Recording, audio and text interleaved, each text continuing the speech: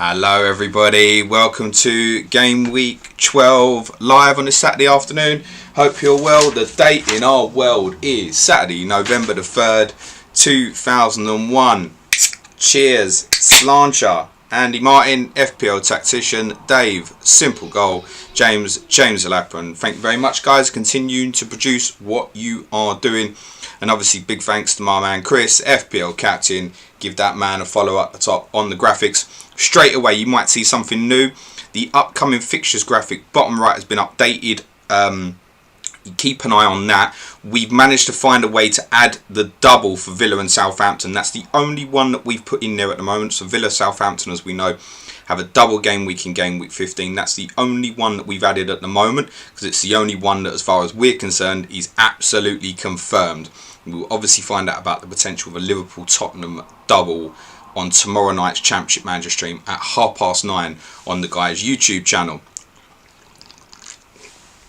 Right, so apologies for the slight delay, but obviously I've just been catching up on everything from Goodison Park. Wow, what a game. Well done for picking that for the 12:30, you buggers. Could have done that on my stream. Blooming heck. 4-3 to Everton. Who saw that coming? Wow, that's a mofo, a shocker, mate. So Liverpool went behind early in the game to a goal from Thomas Gravesen after 2 minutes. Steven Gerrard had cancelled that out, and by minute 17 Patrick Berger had put Liverpool ahead. Thomas Rosicky brought Everton level 10 minutes later, and then a further 12 minutes after that, 6 minutes before half time, Duncan Ferguson had given Everton a 3-2 lead to make Everton a goal up 3-2 at half time. He then went on to double his tally and put Everton 4-2 up 10 minutes into the second half. And there was a consolation from Robbie Fowler 11 minutes from time. But Everton held on to beat their great rivals in Merseyside 4-3. Obviously, one of the great Merseyside derbies of all time. People will be arguing about that FA Cup 5th round replay from 1990, which I agree was better than this one this afternoon, because I couldn't watch this one this afternoon. Although I don't remember watching the one from 1990 when I was 6, but I've seen it a few times over. Do you know what I mean? So, assists in the game. Gemmell, Radzinski and Naismith for Everton. So Radzinski with a goal and an assist. Obviously Duncan Ferguson with 2. And Liverpool's assisters were Fowler and Berger. So Fowler and Berger also both with a goal and an assist each. Top bonus in the game went to Thomas Rosicky. He got 3 bonus points. There were 2 bonus points for Gary Naismith, who does seem to be about them every now and again. And there was 1 bonus point for, I make that 5 players from each team. Alan Stubbs, David Weir, Abel Xavier, Thomas Gravesen, Duncan Ferguson from Everton, Vegard Hegem, Patrick Berger, Igor Biscan, Steven Gerrard, Robbie Fowler from Liverpool. In spite of Everton's 4 goals, there was still a save point for Jerzy Dudek, so I think it'd be really interesting to see what the match statistics show us on that game on the guys' stream tomorrow night. There were 2 bookings in the game for Gravesen of Everton and Igor Biscan of Liverpool. Everton's only 2 changes in the game were Max Moore for Ferguson on 78 and Cadamartri on for Scott Gemmell in 84. So there was no appearance at all for David Unsworth in that fixture. Liverpool's only change was Haman for Patrick Berger in on 91 minutes, and I believe Berger may have gone off there with an injury. Radzinski's man of match rating was a 9 out of 10. Jerzy Dudek was 6 out of 10. Other than that, every outfield player apart from Gregory Vignal was the only outfield player not to receive at least a 7 out of 10 rating. Interestingly, Everton's Paul Gerrard in goal, who's recently won that spot back from Steve Simonson, received a 4 out of 10 rating. I don't know why, I feel like I'm short of space today. I'm not the same space that I've always got. Let's get on to the 3 PM team news then. Your headline news, I would say, is that there's no place for Stefan Everson in the Spurs lineup. He's not in the 16 at all. Spurs have basically got kids on the bench. It means that Stefan Selakovic does finally play in a number 10 position. Luis Boamorte is back OOP for Fulham. And obviously Alan Shearer returns to the Newcastle lineup. The other notable one, which I think might be a differential undercurrent within the community at the moment, is there's no place in the Southampton team for Kevin Davis. I think a few would have gone and gambled at 5 million. James Beattie is back in the Southampton lineup. But I'll take you through all the information now. So we'll start at Highbury, where there are 2 changes for Arsenal. Lauren misses out, and we knew Francis Jeffers was an enforced absence. So Kanu comes in up front, no place for Dennis Bergkamp, and Tikhonov comes back into the Arsenal 11 today. Arsenal obviously beat Sheffield Wednesday 3-1 in the League Cup midweek. Just a note on Jeffers should be back potentially for game week 13 when obviously Henry is suspended. Ray Parlour and Martin Keown also likely to be back from fitness issues in game week 13. So Arsenal are David Seaman in goal, back 4 of Luzny, Humble, Tony Adams, Ashley Cole, Perez, Albertini, Van Bronckhorst, Tikhonov in midfield, Omri, Kanu up front. On the bench for Arsenal, Richard Wright, Bergkamp, Lauren, Freddie Ljungberg, who feels a bit forgotten at the moment, and Matthew Upson. They host Derby today. Change of system from Derby, not one I've seen commonly, if at all. I can describe it to you as a 5-2-1-2 for Derby. With Darryl Powell playing in a more advanced position of number 10, but being asked to slot into a midfield 3 defensively. Seth Johnson and Aranio, who normally play wing-back, play right defensively as full-backs. They are given licence to push forward, but it starts as a flat back 5. There is just one change for Derby. It's a positive one for them. Dianio is replaced in the team by Horatio Carbonari, who is back fit. So Derby lineup: Poom in goal, Iranio, Elliott, Rigger, Carbonari, Johnson as the back 5. Johnson and Iranio encouraged to push forward. Carbonari and Elliott asked to cover into the fullback positions when they do. Craig Burley has the responsibility of dropping in defensively. Valakri is encouraged to push forward from century. As I said, Darryl Powell plays. Ravanelli and Christie up front. On the bench for Derby, Andy Oakes, Danny Higginbottom, Adam Murray, Daniele Diano, Branko Strupar. Sorry, should have clarified. Obviously 2 changes for Derby because Mark Poom is back in goal for them this afternoon, which is another big positive for them. On to Villa Park, where Spurs have an absolutely dreadful record here. In fact, in Premier League encounters so far, Spurs have only beaten Aston Villa on 3 occasions, all of them at White Hart Lane. Spurs have not won at Villa Park since a 3-0 victory in 1986. Villa and Spurs both eliminated from the League Cup in midweek. Derby beat Spurs 2-1 and Villa lost 2-1 at home to a managerless West Ham. There is 2 changes for Villa. No place for Alpay or George Boateng.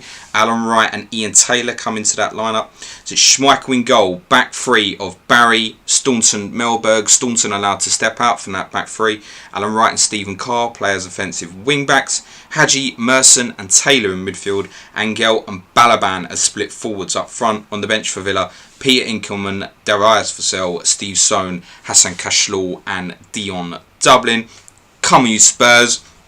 So, 1 change for Spurs. As I said, no place for Stefan Everson. Richard Johnson, signed a few weeks ago from Watford, makes a debut in central midfield. It means that Selakovic and Sheringham both play in 10 positions. Selakovic centrally, Sheringham slightly to the right of that and allowed to advance into the empty space. Redbrough starts up front as the left-hand side forward. Sheringham encouraged to join right into the right-hand side of that, of what would then become a front 2 pairing. Obviously, importantly, Selakovic at 10 could be a game changer for him.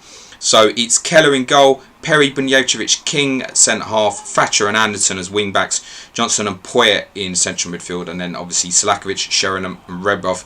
On the bench for Spurs, Neil Sullivan, Johnny Jackson, Ian Hillier, Ben Bowditch, Alton Farewell. They're all kids. On to Stamford Bridge. There are 2 changes for Chelsea, both in force essentially. William Gallas is likely out to around about game week 15. Idager Johnson could return for game week 13. Dalabona and Forsell come into the Chelsea lineup. It means a place in the back 3 for Emmanuel Petit. Dalabona joins Frank Lampard in midfield before his incoming suspension. Marcel Desailly, who had fitness concerns at 90%, does start. They are Kudicini in goal, Petit, Desai, Terry as the 3 centre-halves, Gronkia and Stanic allowed to bomb on from wing-back, Dalaboy and Lampard in midfield, Zola behind Hasselbank, Forsell. On the bench, Rhys Evans, the sub-goalkeeper, Zenden, Babiaro, Leon Knight, Jody Morris.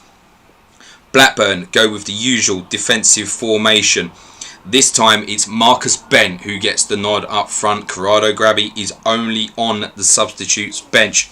Just a note on Blackburn, they've got a few due back in game week 13. Janssen and Duff should both be back from injuries, and Keith Gillespie, although a fringe player, would also see his ban end, and he would be available for game week 13.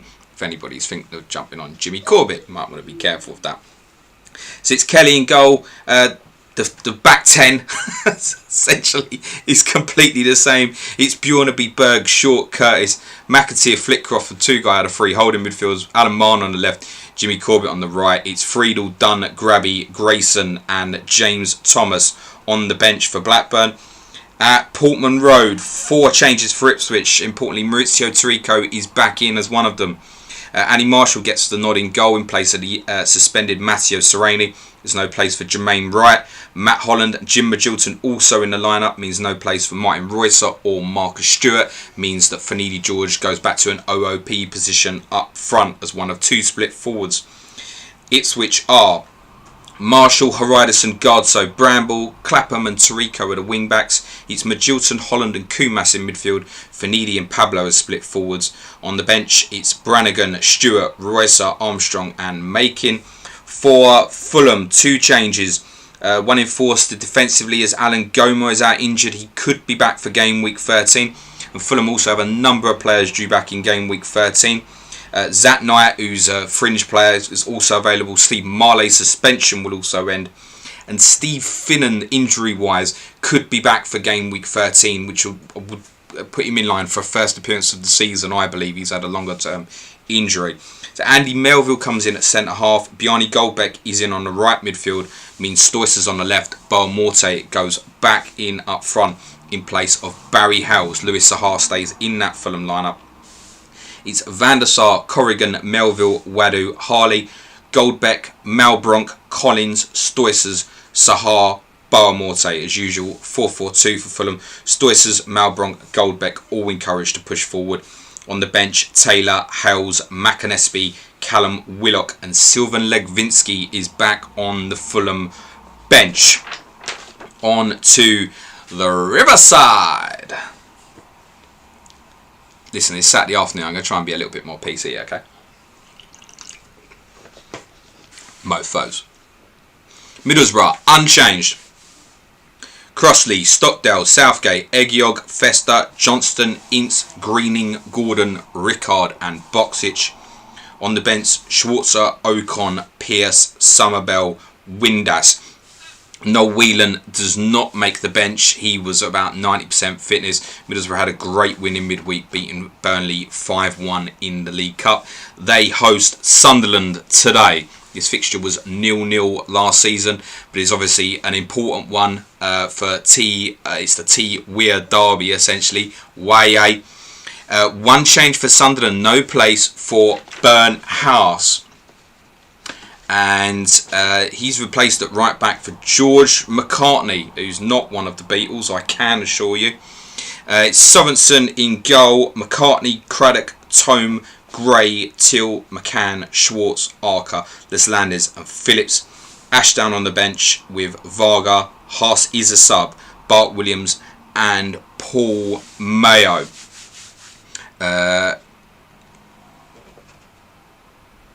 Yeah, sorry, just looking at some notes that don't mean a lot. Moving on to the other side in the North East, Newcastle. 2 changes for them. Obviously, Alan Shearer is back from a ban. He partners Cole Court up front. Shola Amiubi misses out. There's a place for Olivia Bernard at left back in place of Wayne Quinn. Newcastle are Given, Barton, Marcelino, Dabizas, Bernard, Solano, Mercedes, Dyer, Robert, Court and Shearer. On the bench, Amiobi, Krelsi the sub-keeper, Gary Speed, Quinn and Robbie Elliott. 2 left backs on the bench there for Newcastle. They obviously line up as their usual 4-4-2. Leeds have gone back to a 4-4-1-1, and there is still no place for Alan Smith in that Leeds lineup. It means Robbie Keane goes back into a number 10 position. There was a suspicion with the amount of injuries that Leeds have that he might play central midfield. He doesn't. He plays in the 10 position and allowed to support Mark Viduka up front. So 4 changes for Leeds, 3 of them enforced. Rio Ferdinand, Olivier Decourt and Harry Kewell all injured.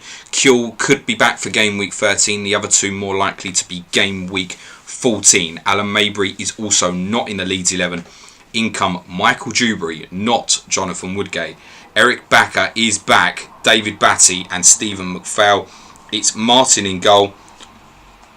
Gary Kelly at right back, Radaby and Dewberry, Ian Hart obviously at left back. Bowyer plays right midfield, Bakker and Batty centrally. Stephen McPhail plays left midfield. I think that's a really, really interesting one. Keane behind Viduka, on the bench Robinson, Woodgate, Dominic Matteo, Alan Mabry and Michael Bridges. On to St Mary's, 2 changes for Southampton. One I mentioned right at the top. Obviously, James Beattie is in for Kevin Davis. I think a lot of people will begin to look at Kevin Davis with this fixture run priced at $5 million. Also to miss out for Southampton is Mark Draper. Paul Murray is in. Southampton as usual, 4-4-2. Jones right to left defensively. Petrescu, Delap, Lundikvan, Bridge. In midfield, right to left is Tessem, Svensson, Murray and Brian Howard is back to play left midfield. Beattie and Pahars up front. Svensson allowed to advance from central midfield. I think it's Howard was the replacement rather than Murray for Draper. Cut up there. Well, everyone's human. One change for Leicester. No Joby McAnuff in the Leicester lineup. Robbie Savage comes in for the Leicester team on the right of midfield. Otherwise, they are unchanged.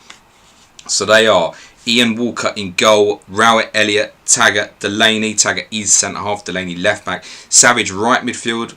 Wise is it central midfield. Impey on the left. Scowcroft in support of Dean Sturridge. McAnuff does take his place on the bench for Leicester alongside Marriott, Akinbaye, Noble and Jones. Just clarify them Southampton subs. Letizia, Moss, Dodd, Benali, Draper.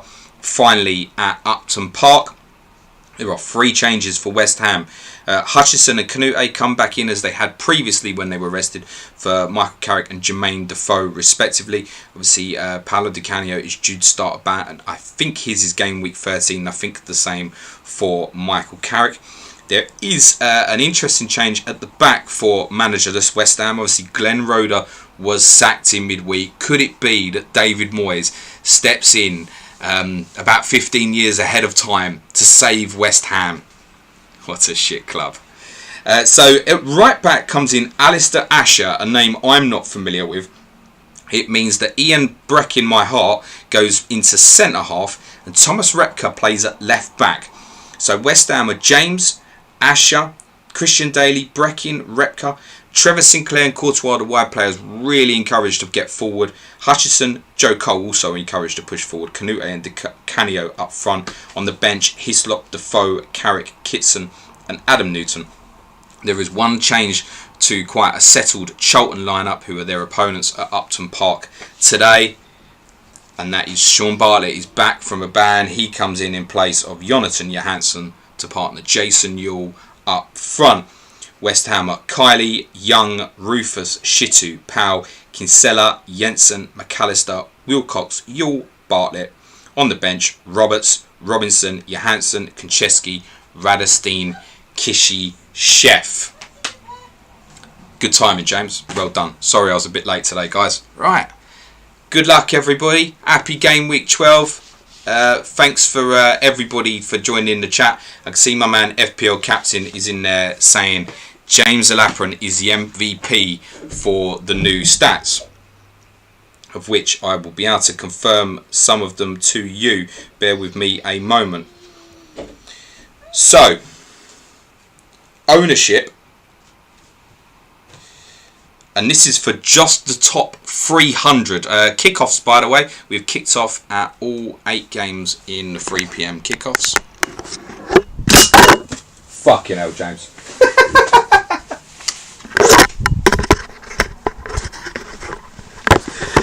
Oh, what a state.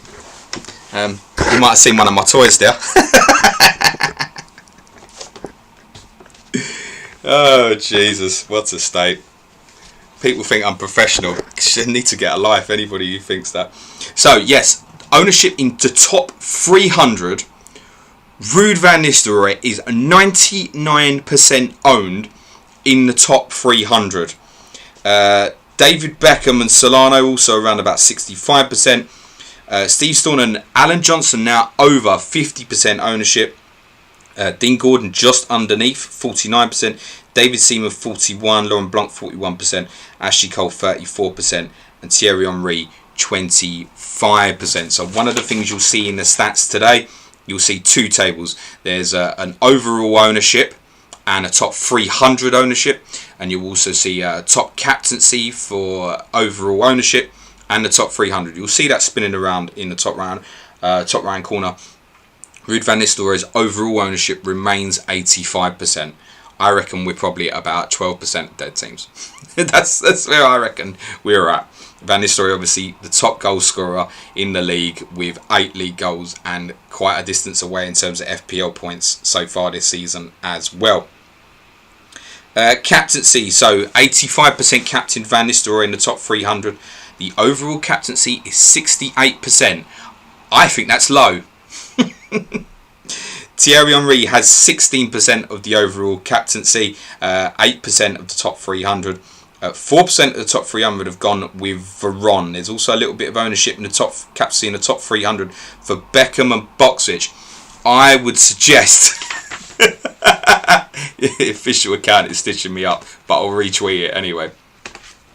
I would suggest then those are the only 5 captained in the top 300 is Van Nistelrooy, Henry, Veron, Beckham and Boxic. There's a little bit of other captaincy knocking about. This is 3% overall for Shearer, but I think a lot of that is dead teams. There's also a little bit of captaincy going around for Mark Viduka, Alan Johnson, Gianfranco Zola and Jimmy Floyd Hasselbank. Some top transfers in and out this week. Alan Johnson is the most transfer... I can't believe that picture. Alan Johnson is the most transferred in with 138 new owners net. I am one of them. Alan Boxic is the second most with 89 transfers in net. I am one of them. Dean Gordon is next. I am not one of them. Gordon with 46 net transfers in, Seaman 45, and then Shearer 41 net. 41 have gone back to Shearer. Those are your top 5. There's also some interesting net transfers in. Next most in is Anders Svensson, Jason Kumas, Gus Poyet, Maurizio Tirico, Igor Biscan, Juan Sebastian Veron, Thierry Henry, 23 net. Have still brought him in spite of that game week 13 suspension coming up. Tights Bramble, Kevin Davis. Those are the only guys that received net 20 transfers in. Most sold player is Harry Kuehl. He's lost 134 owners. I am one of them as well. Luis Belmonte has lost 93 owners. We have first goal of the day, and it's one of those that's been net brought in by quite a few. Anders Svensson is the goal scorer for Southampton at St Mary's. Wayne Bridge with the assist. So Anders Svensson bought in by a nice sum of 39 net. The 6th most transferred in player this game week has the first goal in the 3 PMs of game week 12. The other one that's lost a lot of ownership is Henrik Pedersen, has lost 89 owners. He's also lost me as well. I would suggest that's a case of walking into Manchester United away after a good run of fixtures and everybody's gone, thank you very much, that was my 5-game plan, see you later. Some others that have lost more than 20 net owners. Corrado Grabby, Mark Viduka, interestingly.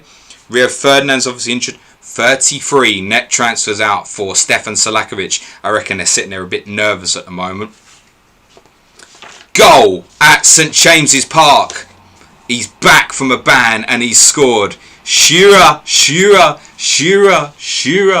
Leeds clean sheet gone. Alan Shearer, the goal scorer for Newcastle. No assist on that goal. Just to finish off the others that have been sold by more than 20 net. Sereni, who's obviously started his ban for Ipswich, Michael Ricketts, also that Bolton run coming to an end. 27 have lost patience with Norberto Solano. There's also 26 sales for Stephen McPhail. And as I said, it's really interesting in playing left midfield today. And Sergei Rebrov has also lost 20 net transfers this week. The majority of that information you can find to the bottom right hand corner on the graphics tables as it spins around in play. Congratulations to those who had either held on to Alan Shearer or bought him back. Southampton have gone nap at St Mary's. They have a second. Paul Murray is the goal scorer, and there's an assist for James Beattie back in that Southampton lineup today. Murray the scorer, Beattie the assist. Southampton 2 up in 6 minutes against Leicester, and they have been the big differential undercurrent gamble within the community. For those, I think the majority feel like they've gone Svensson. I feel bad for anyone who's gone Kevin Davis. I know there will be a few. I think it's a few might have gone for Pahars as well. I think Paul Jones in goal. I know our friend Chris, FPL captain, has Lundik Varm. He's had him in there in prep for this for a little while, I believe. I assume that he has started him.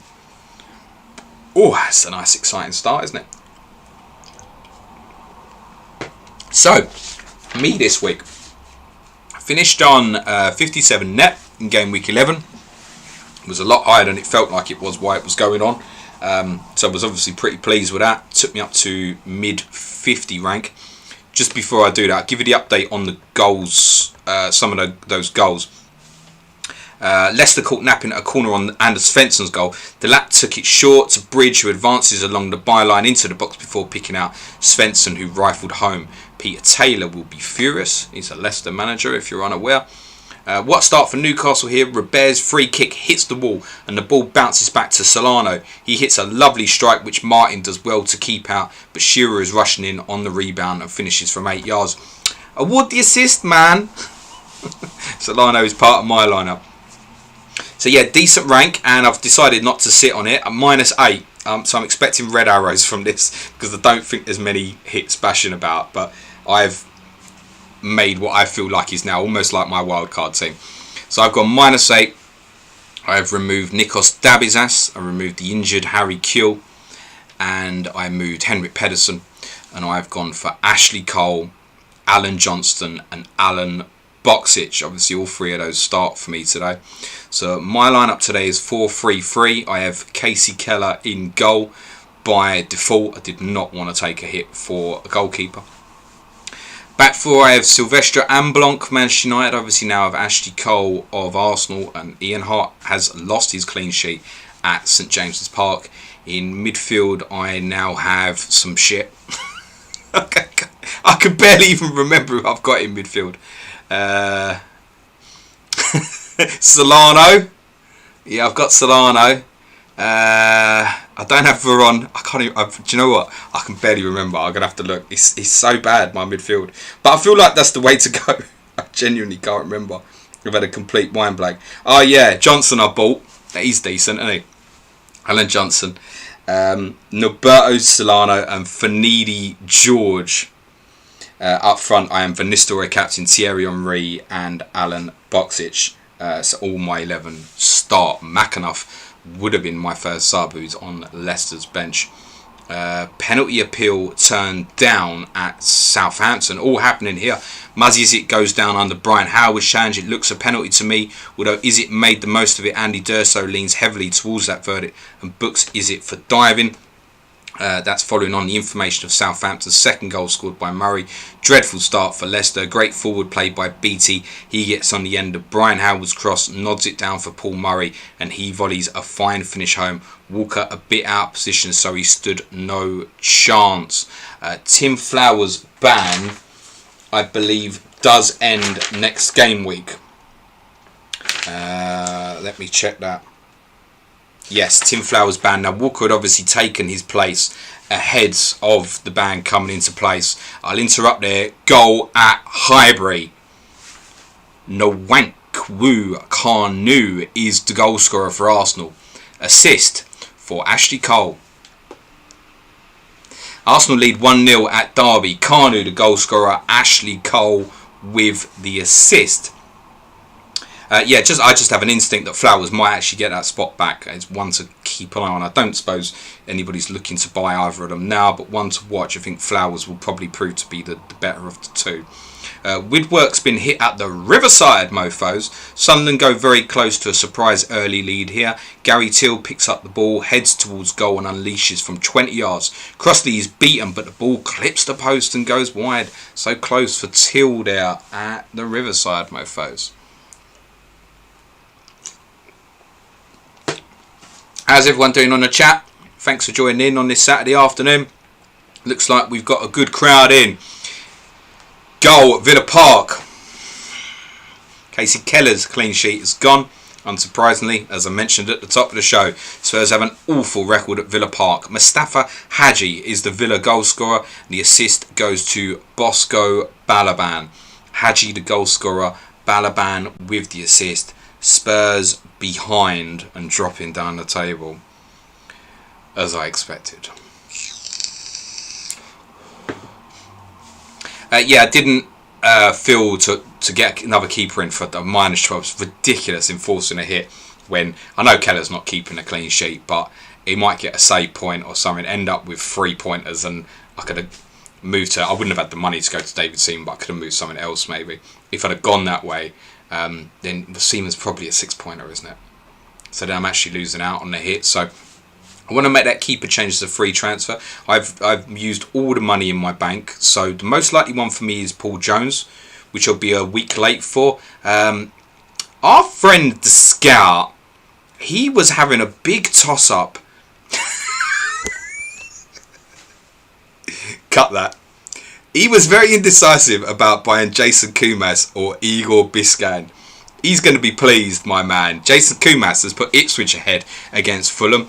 Assist goes to probably the one Ipswich defender that nobody owns, and that's Thomas Gardso.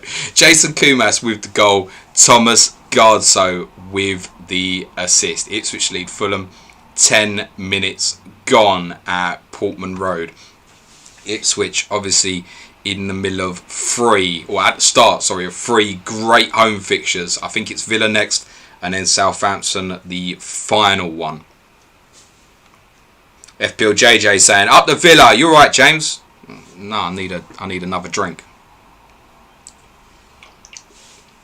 Information on the Kanu goal at Highbury. Great start for Arsenal.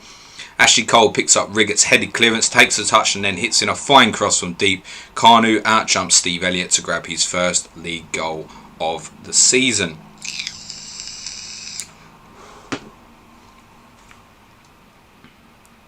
Joe Murphy's a Bolton fan, says he's captain Ruud van Nistelrooy, so he'll be happy either way with that game. Nearly everybody. That's why it's such a shame about that Henry red cards. I think a lot may well have gone, but you know, I'm going to do it now. Going to captain Henry for the next 2 game weeks. But I think it was obviously Henry has had some buys in, but I think it was going to be a lot to ask people to really take that gamble as a 1 week punt, and then knowing that you're missing potentially Van Nistelrooy's ownership for a week. Whereas I think going in the 2 games with Van Nistelrooy's second game being obviously they're away to Middlesbrough next week, it could have been interesting. It could have broken it up a little bit. I bet the boys are gutted they didn't price Van Nistelrooy at 15 million. Genuinely. Because it's going to be so hard for anybody to come off him now. And he's going to win this captaincy race, certainly, I think, for the next 3 games. Even that Middlesbrough away game, he's going to smash down the captaincy. I think I'll probably just do it again with Henry banned. Early chances for both sides at Villa Park, which I think we could have anticipated with Spurs, the great entertainers in town. But obviously Villa have taken the lead. Balaban heads Staunton's cross back into the box, and Hadji runs onto it to volley in off the bar. Great goal by the Moroccan, although Keller could have been better positioned. I ain't concerned about this mofo in goal. He's rubbish. I'm going to have to buy Paul Jones and just get it done, otherwise I may have no goalkeeper next week. FPL Chancellor pointing out that it's Kumas's 5th attacking return in 6 games. Here's some information on it.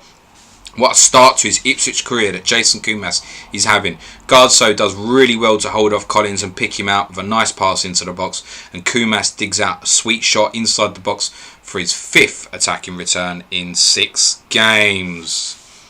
Yeah, he was the only one I considered as an alternative to buying Alan Johnson once I decided to come off Harry Kewell, which is literally the only other player that I'd considered. I just figured that for me, Johnson was becoming a little bit of a necessity with another great home fixture. So that's why I went that way. James Street is amongst those who's gone for Veron captaincy. He's in 142nd place. So he's one of the very few in the top 300 who has the alternative captain. Pet Talk saying plenty of time for Spurs to pull this back, James. Yeah, of course, mate. I think we all know that game at Villa Park's having like at least 4 or 5 goals in it, mate. So yeah, no probs. Ash says, you'll captain Ruud van Nistelrooy over Henry double game week. No, I'm hoping Chelsea lose to Leicester in the League Cup and then I'll be captaining Jimmy Floyd Hasselbank. My plan at the moment is to free hit in game week 15. I just think there's not going to be enough time with the knowledge to know what I want to do for the potential doubles afterwards. And I'll be better set up for those teams who might have doubles with what I have now. For a couple of the sides going into game week 15, so we know Southampton, for example, have a very good run now, and I know Aston Villa have a decent run after game week 15. I'm not sure I want their assets, and I'm not sure, me going Jones now is the sort of move if I go that way, is a move I'd have been making for my team, irrespective of Southampton having a double game week or not. So my thinking at the moment is to free hit game week 15. We know we're gonna have at least two games that will double. We know that Southampton and Villa is one of them. We know that there will be another, which is either Blackburn and Leicester or Chelsea and Southampton. Chris, you've got 15th in the league table as an interesting team. I've never heard of them. And I just don't think I'm going to want a lot of the assets from those potential clubs that are available. So I think it's right for the free hit to go and attack it aggressively. But I know there's others who are already planning it for a bench boost. There's others who have began planning towards it. We will know on the stream tomorrow night what the other game is that will double on the Championship Manager Boys stream. And we will probably have an indication of if there's likely to be any more.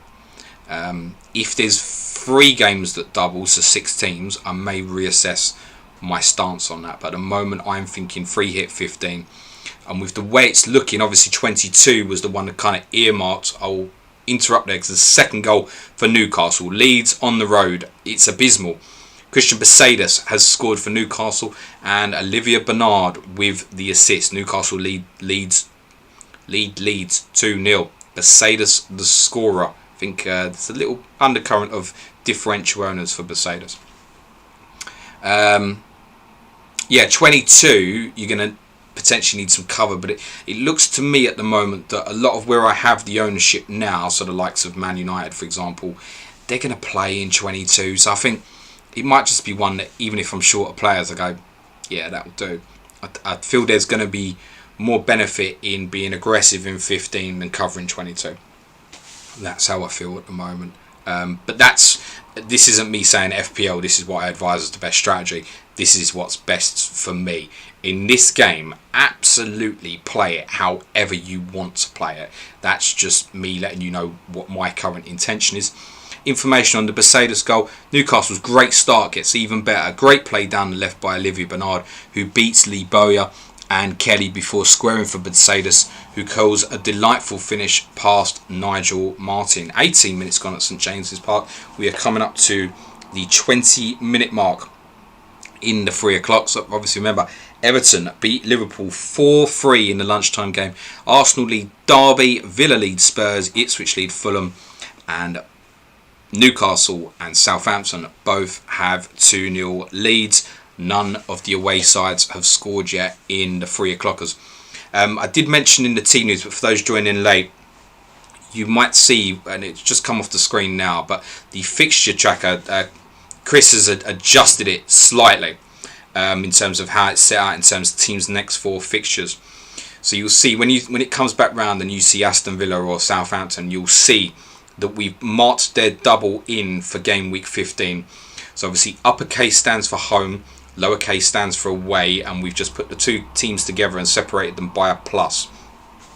That's how it's set up now. We don't have the Liverpool-Tottenham game week 13 double listed at the moment, because at the moment it's unlikely to happen, in my opinion. So we're only going to add doubles to that when we know that they're going to happen. That's the decision we've made. We factually know that Southampton Villa double in game week 15 will happen. So hopefully that's something that just enhances things a little bit for you on the fixture tracker.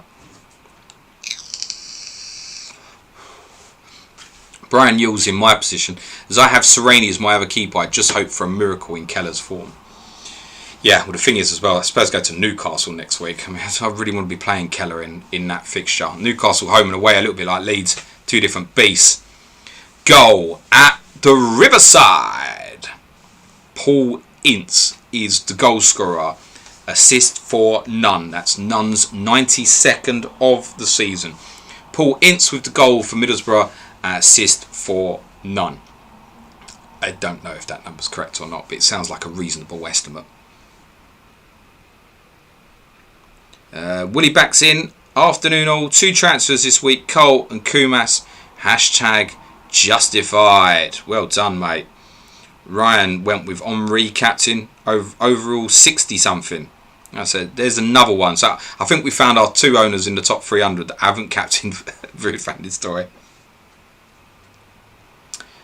Right, okay, good. Let us know, guys. I'm really interested to know, has anybody made any transfers this week who wasn't in those of most transferred in or out that I mentioned? Is there anything different that people have had a hunch for something? There was a bit of talk about Dwight York, wasn't there? Information on that Paul Ince goal. When you're down the bottom, this is not what you want to see from your keeper. Sorensen should deal with Boxic's routine header, but he somehow spills it out of his grasp, leaving Paul Ince with the easiest goal he will ever score.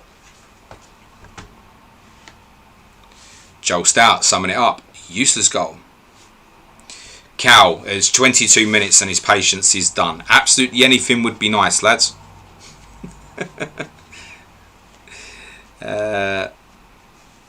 Ryan saying thinks late rise also went with Henri. If you're in the chat, pal, let us know, because I think you got a decent rank as well, haven't you, mate? FPL Blades gone for Ron Captain. 01 J Gill, this is one you won't see very often. He's made 0 transfers and he's on bench boost. I know friend of the show Heskibo is on bench boost, and he knew there were a few others who, it's a good set of fixtures this week, have gone and attacked it. I wish the 5 or 6 of you especially the very best of luck, particularly. John Jacobson bought in Festa. Bought Festa in for Warhurst. James Pompey and Uganda bought in Stanic. His overall is 100-ish. And he's also gone on re-captain. With everybody in the top 300 who hasn't captained Ruud van Nistelrooy is in this chat, I would suggest. Josh Woolbridge has bought Hasselbank in and someone else for a -4 for Lord Staunton and Pedersen. Josh, you mentioned the name. It doesn't get covered. Innsbruck bought in Marcus Stewart. Not in the Ipswich lineup, was he? No. Cal went Rebroff too. Optimus Prime went Robbie Fowler and Dennis Wise. Nice returns obviously for Fowler earlier today. Andy Cairns bought Desailly in for Ferdinand. He's happy. But then inexplicably bought in Jermaine Wright in for Murphy. He's less happy. Heavy Finger 7 went Hasselbank and Fanidi for Pedersen and Salakovic. Colquitt also bought Marcus Stewart. I knew he wasn't guaranteed starter due to Europe, but hoping he'll be okay over the next few. Yeah, it's fair enough. That's my take on Fanidi.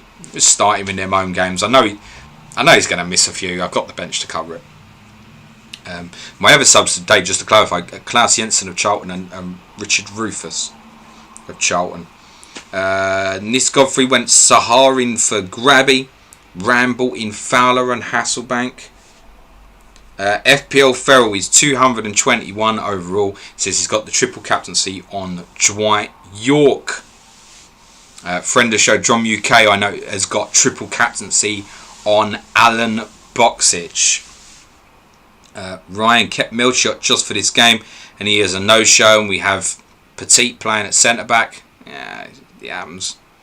You'd think of men. Joel Stout, Svensson in for Lewis Bowen Morte. Chris Atkinson brought in Stewart and Tarico. John Jacobson asked, what game week is Michael Owen back? It's about February, mate. Game week 25, something like that, I would have said off the top of my head. Pep Talk says, question, how many away goals do we think there will be in total this afternoon? None. Ian Wilson saying, how much money to wear a Judas shirt? None. Literally none. Rather kill myself. Alright, that's extreme. I don't mean that. But no, I wouldn't do it. I don't care what you offered me for charity, I wouldn't do it. I don't care. I'm raising money in 2 weeks on a 24-hour stream. I still won't do that. West Ham are behind. And another goal for Jason Wilcox, who I am telling you, undercurrent-wise, still has some really good numbers. Assist goes to Gary McAllister, who's put Charlton ahead at West Ham. Yeah, I made a note on Wilcox. He's got 51 FPL points before today's game. Only 9 players with more.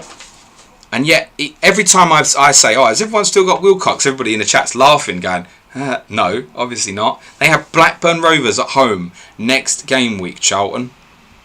I think he's still providing value, Wilcox. I just think Klaus Jensen at $1 million cheaper is a better signing. But I would say that, having bought him myself. Rich Ravo already transferred in Johnson and Seamer for Scowcroft and Bywater. Yeah, Bywater obviously is very highly owned 4.0 keeper. He's gone out on loan for the season. I don't suppose anybody's bothered about that, as he was 4th choice anyway, wasn't he? Joe Finley Batter went Friedel to Jones. Information on that Wilcox goal. West Ham been much improved, but they trail. Wonderful team goal as Kinsella, Jensen and McAllister combine before the latter hits a fine pass into Wilcox, who drives home beautifully. Jensen has been booked for Charlton, by the way. Yeah, he's on my bench, don't really care. All 4 midfielders involved in that Charlton goal. See our friend Luke say was in the chat. Well done, mate. I caught up with your video on Scout with Andy this morning. Top work again, mate. Really, really enjoyable that. And it was after the deadline, so I didn't reshare it because I didn't want to confuse anybody. But I watched your video as well about the statistic numbers in terms of what attributes are good for what players and what positions. Really good as well. Go and check that out on Luke's channel. I'm sure you'll find those videos pretty easy on his timeline. Ike Jeffro, who's got a West Ham badge, said, we are going down. No shit, Sherlock.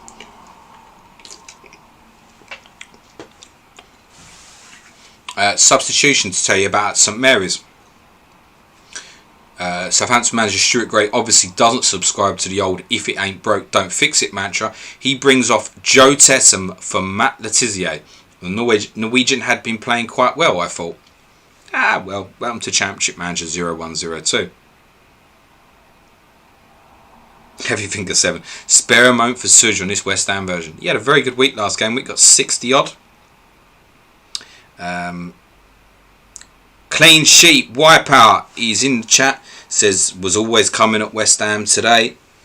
Friend Sean Spirit Blues, how are you, mate? 4-3 Derby win, getting Blues up the toffees. He'll be on the Raz all day, our friend Sean, our Everton correspondent.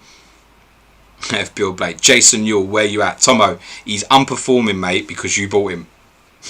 Just saying, pal. Alan Motdaddy, West Ham love conceding at home. I don't think it's a home problem, Alan. I think it's a problem. Andy Martin in the chat saying West Ham need that new manager bounce very soon. Who do we think comes in? Simon Cox hoping McAnuff stays on the bench as Wilcox is his first sub. Ed Cannon's got Wilcox. Yes, boy. Talking of which, Ed, because I forgot a few weeks back. Where's that Dean Kiley tattoo, mate? Where is it? Who got the Dean Kiley tattoo? Was it you or your missus, mate? Because we're all still waiting to see that. You said you'd swear you'd do it, mate. I don't have to mute you, pal. Billy Hadaway saying Letis will bang in a goal now. Luke, I see you, mate. FPL fell. James, if you could pick any season for a Champman Sim, what season would you want? I've answered this before. I'd go for 0102, you know. I kind of want a sim where Spurs are shit. I don't want Spurs players letting me down. It's better to ignore them. Disabled Luke says, just happy Shearer banged despite me having to sell. Absolute machine. Did you get him back, Luke? Because I know you were talking obviously high of him. Our friend Coach is in. Got Svensson on Luke's advice. Well done. Yeah, guys, I'm going to do that to you every week. With the clean sheet wipeout. You'll have to force the guy to change his handle. It's just too much fun for me. I can't help it. Especially when there's a low boring moment. FPL Irons, can we do a 15-16 football manager fantasy game? Get Pyatt back at West Ham. The only good year we've ever had. It's not true. I don't think it's that bad. Is it, Luke? It's not that bad. Goal at Stamford Bridge. This one will be hugely popular. Sam Dallabona is the goal scorer and assist goes to Mikel Forsell. I might not even do the commentary of that when it comes up. CSW is in the chat and he says, not going to happen, keeps you on your toes. Quite right, mate. You keep that handle. It's a great handle anyway. So, no tips then for new West Ham manager? Has anybody got some undercurrent Championship manager simulation knowledge where there's a certain manager who comes in and performs worldies? Because my lord, West Ham need they need a miracle here, don't they? Already, it's just so rubbish. I was very tempted to play Jensen and Rufus today because it's them. Like, why be bothered about it? I probably will start both against Blackburn next week, by the way. Alex says, feels quiet today. That's because all the goals were in the 12:30 game. Yeah, and obviously that Charlton goal is the first away goal so far. And I think that there's not too many highly owned players have scored. Obviously Leeds have lost their clean sheet. Shearer really, isn't it? Obviously there's a few who are obviously really happy with sort of Jason Kumas' goal on that. And the Ashley Cole assist. But otherwise, not a lot to get people too excited about. Here is the information on that goal from Stamford Bridge. Lampard plays in Forsell in the box. He has to stretch for the pass and is forced wide. However, he has the presence of mind to square it for the unmarked Dallabona, who hits his finish into the top corner.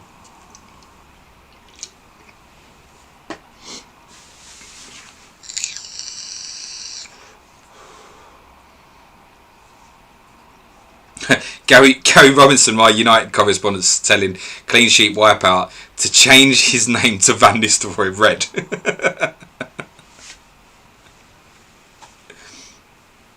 You need Van Nistelrooy Red card, don't you? If someone does that, I'm not going to be reading it out.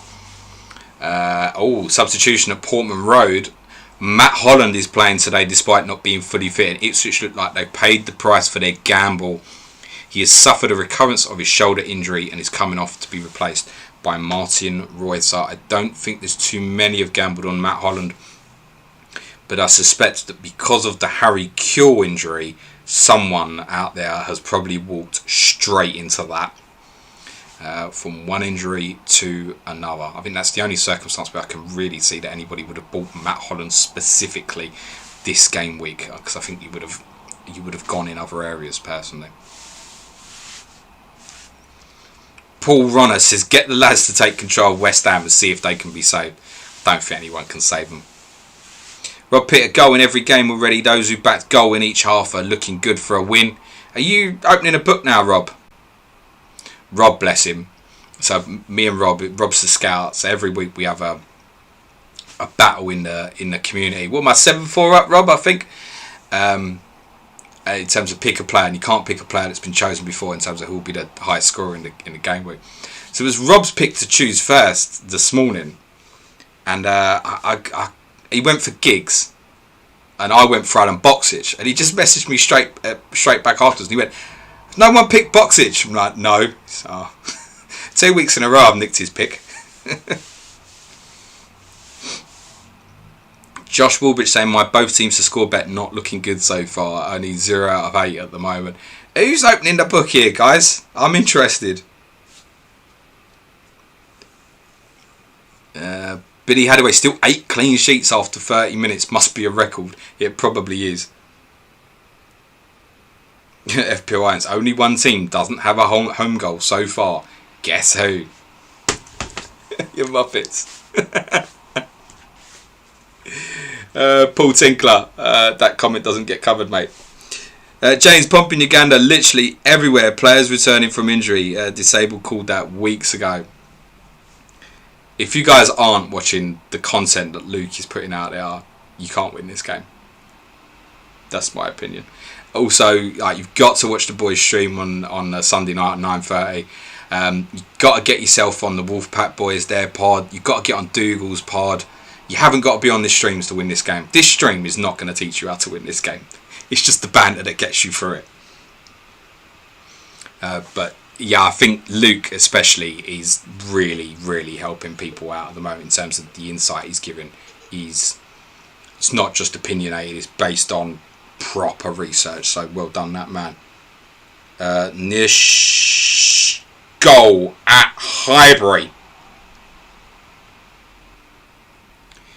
Thierry Henry has Arsenal's second. The assist goes to Robert Perez. I believe that's a combination that combined at Blackburn in game week 11 as well. Perez to Henry. Arsenal lead 2-0.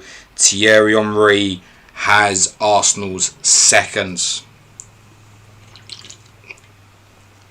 For the benefit of Nia, while you lot are all bashing out the chat, why didn't I wildcard?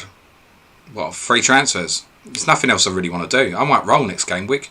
Biggest problem I've got is my goalkeeper. I'd probably leave Henry in for a week. That's my feeling at the moment. Got enough cover. It's just bad fixtures next week anyway, in my opinion. For like, I've got five from the Middlesbrough United fixture. All right, I'm probably going to play them all. K-Spurs! Yeesh! Sergei Rebrov with the Spurs equaliser at Villa Park. And the assist is Stefan Salakovic. Rebrov with the goal. Salakovic with the assist. Henry is Speedy's first return. Alan is happy with that Henry goal. James and Uganda's happy with it. So Stephen Hamilton, John Jacobson. Brad Lewington saying yes, Perez. Clean sheet wipeout. Fair play to those who still have Henry. Listen, any of us who had Henry, like I bought him last week, I wasn't going to sell him, was I? Jesus. Alan says no red card, please. Boris, who's doing very well. Boris Chow says get in. FPL Panda, L Tel Henry. Michael Denfora has his message retracted. Nice is happy. Gary Robinson, Henry might be the most infuriating player in this game. Ram's happy. Here's the information on the goals. Henry doubles Arsenal's lead. Like against Blackburn, it's great work from Perez to tee him up. See me. The winger ran well with the ball, skinned Carbonari and then hung up across in the box for Henry. Unmarked, the striker heads home. On Rebrov's equaliser for Spurs. Spurs have been well on top and deserve their equaliser. Go on the boys. Salakovic picks up a poor clearance by Alan Wright and puts in a lovely incisive pass to the far post where Rebrov arrives to slot past Schmeichel. Excellent. That's their comment, but I'll repeat it. Excellent. Cal says Rebrov. FPO Andy, yes, sell Salah. Mark Dorney sold Rebrov, still no return. FFS. Efimios Paratikos, sorry if I butchered that, pal. Salakovic, oh yes. Paul Ronner, yes. Spurs rocking a very weird formation today. Goal at Portman Road. You won't care about the scorer, but many of you will care about your sister. Maurizio Tirico has the assist. Goal goes to Pablo, who I feel, is he 5 million, Pablo? I feel like he's kind of locking it now. He's getting, it seems like it's, I don't know how many started in a row, I didn't check, but it feels like it's Pablo +1 at the moment. Normally Fanidi, and obviously Marcus Stewart's in contention for that as well. It was a game Alan Armstrong played, I think, but yeah, I feel like Pablo's beginning to lock it down. Interesting. There's a number of players that I'll potentially consider, if I get through this game week with no injuries, there's a number of players I might potentially consider hokey cokey in Henry wise, because I think I still want Henry 14. If I'm going to free hit 15, doesn't matter. I'm not bothered about Henry away to Fulham. Quite like that fixture. And 16, they could have the double, although I suspect that won't happen. So yeah, I've got some big thinking to do on Omri. Information on the Pablo goal. Superb work from Maurizio Tirico. The Argentine dribbles past Stolzers and Hardy before putting in an excellent deep cross towards the far post where Pablo is waiting. The ex-Celta Vigo man meets it with a fine header and gives Ipswich a 2-0 lead. James pumping your gunner. Tirico first on your bench. Why? You got these Ipswich defenders. You've got to play them in these home games. And I think this was the hardest of the three. It's not to say Fulham won't still score. Fulham was, we know, quite an offensive side. So, I mean, that's far from a lock. FPL captain saying 4th goal of the season for Pablo. Yeah. What price is he? 5?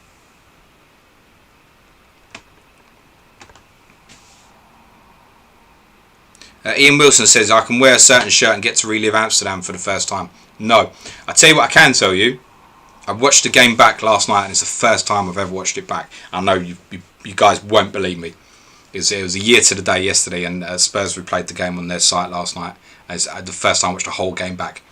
That was an incredible game of football. When you're in it and stuff, you don't really know if it is or it isn't. My goodness, what a game of football that was. It was easier watching it knowing what was going to happen. I've obviously seen the goals 100,000 times over, but it's the first time I watched the whole game back. I'm all for the memories, me personally. Scala, first return, getting Tirico. Jose Vargas is not happy with Pablo. Cole Norbury saying Pablo only started 1 in 4, so went Stewart. So I might be completely wrong there if that's the case. Might be I'm picking it up from the UEFA Cup games or something to make me feel like he's playing more. I don't know. Mark Dorney, Tirico at last. Go on. Billy Hadaway. If Everson comes back in, isn't it likely Selakovic will drop back into CM? I'm not convinced. I think for people out there on Teddy Sheringham, that's now very dangerous. Very, very dangerous. It could be that this is now a system for away games. I'm pretty sure this is the system Spurs played in the first game of the season at Derby, I think. And then obviously, I think Spurs had an early red card, didn't they? And it kind of got binned. So it might be that there was always a plan to go back to this for these sort of fixtures. So one to keep an eye on. I can't see Spurs not playing 2 up front in home games. So yes, it's either Selakovic back in midfield, or I think with Selakovic now at 10 and he's got a return. Let's see what happens in the remainder of this game and the Newcastle game. It could be that Selakovic will nick that 10 spot off Sheringham. And obviously Richard Johnson's performance could be quite important as well if he's going to be a more suitable partner for Gus Poyet. Nice, Ajax gave it away in the second half though. Yeah, I'm well aware of that. Woodwork's been hit at the Riverside. Nearly 2 for Borough. Ball comes back out the box from a corner. Dean Gordon picks it up and swings in a lovely delivery. Egiog gets on the end of it, but his header strikes the post.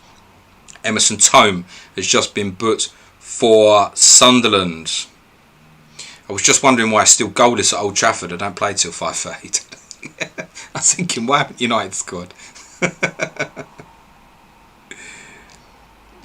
It's an interesting one doing this stream. So many of us, obviously, in here won't have a captain playing at the moment. He's an interesting one. But what Van Nistelrooy does won't define how your game week goes. It's what your other players are going to do, I would suggest.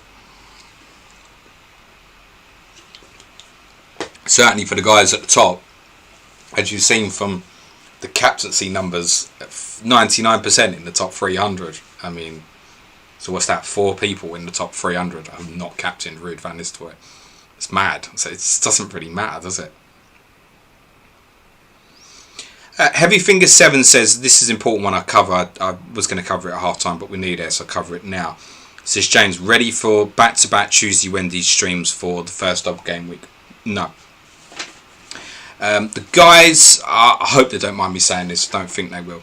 The guys are just a little concerned that doing the double game week on the Wednesday and then the Thursday night leaves them with a very short turnaround from a Thursday to Saturday, and they might need to add some doubles to it as well, right? So just thinking that maybe moving that game week 15 to Tuesday and then the second part being a Wednesday, just gives them a bit more time. I've said, and Chris, FPL captain's agreed, that if that's what they want to do, then we will move on that week. The Wednesday stream will be on the Tuesday night. It's not confirmed yet. We'll probably know by Wednesday night, I guess, maybe. And we can obviously communicate that to all of you. And it'll be important for everybody in the community. If that does happen, obviously communicate to everybody that it is moving to the Tuesday, to those less engaged in what's happening. It needs screaming at people if that deadline is going to change. No, I'm not going to do the Wednesday night as well if there's 2 or 3 games. No. If there's 4 games, I'll think about it. But otherwise, it's not worth it. I need Chris to do it as well, so it's both of our nights, etc. And obviously I'm doing the 24-hour stream on the following Saturday as well, so I would pass on that. But yes, if there's 10 games on the Tuesday night, I will obviously do the Tuesday night instead of the Wednesday. Half times confirmed around the grounds. Official account asking, alright, how was that for everyone? Plenty of clean sheets still out there. So Arsenal lead Derby 2-0. Goals from Henri, Kanu, assists for Perez and Ashley Cole. Aston Villa and Spurs is 1-1. Mustafa Hadji with the goal for Villa. Rebroff with the equaliser for Spurs. Salakovic with the assist. Dalabona from a fourth cell assist, giving Chelsea lead against Blackburn. Excuse me. Ipswich are 2 up against Fulham. Jason Kumas and Pablo the goal scorers. There's an assist in there from Maurizio Tarico. Middlesbrough leads Sunderland 1-0. Goal from Paul Ince. Newcastle lead Leeds by 2-0. Alan Shearer back with a really early goal there. Christian Besadas has the other. Southampton lead Leicester 2-0. Those were early goals. Svensson got one. Who got the other one? Was it Murray? I can't remember. It'll come up across the bottom anyway in a sec. And Charlton lead up West Ham through a Jason Wilcox goal assisted by Gary McAllister. Ian Davis saying he's captained Henri. Irish Roll, well done, captain on the clock again. Well done if anyone reminded him. John Jacobson, Henri captain are here. Ryan saying just don't get sent off. I don't think you've got to worry about that, mate. FPL Bricky, how are Luton getting on this sim? Come on Zola, this is your moment, sunshine. Glad you weren't in that chat the other day, mate. Pet talk. Tuesday, Wednesday, Thursday makes not difference to me. I'm in lockdowns every day. It's the same anyway. It's not the same for everybody though. And obviously for those in the UK, we might have some different information come tomorrow.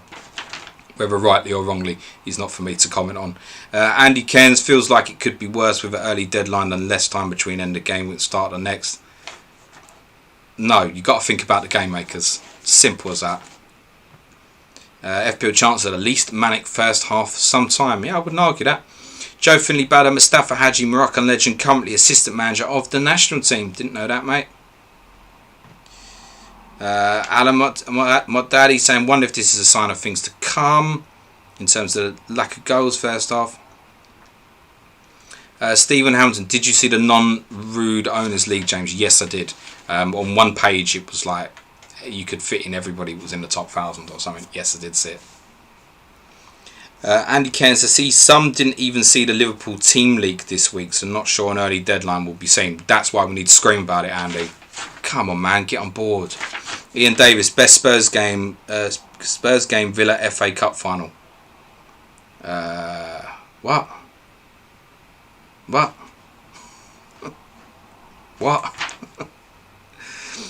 Paul Tinkler, 3 goals, 2 assists, plus 4 clean sheets and 8 players at the moment. Cool. Jose Vargas saying, don't count those clean sheets. Pet took Villa some good looking fixtures coming up. Who's the better striker, Angel or Balaban or none? If Angel's, because one thing I'm sure most of you have seen it on Twitter, there's a high probability that Leeds will have a postponement in game week 15, and it's possible they'll lose their game week 16 fixture as well.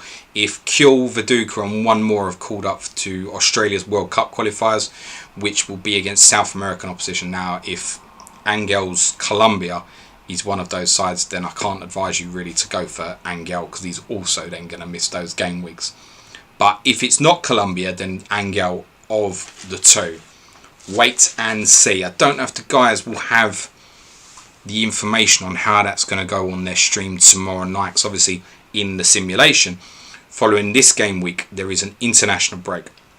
So what's happening next, and I'm guessing, sorry to put the pressure on guys, that they're going to sim up to the start of game week 13, a full 2 weeks in game.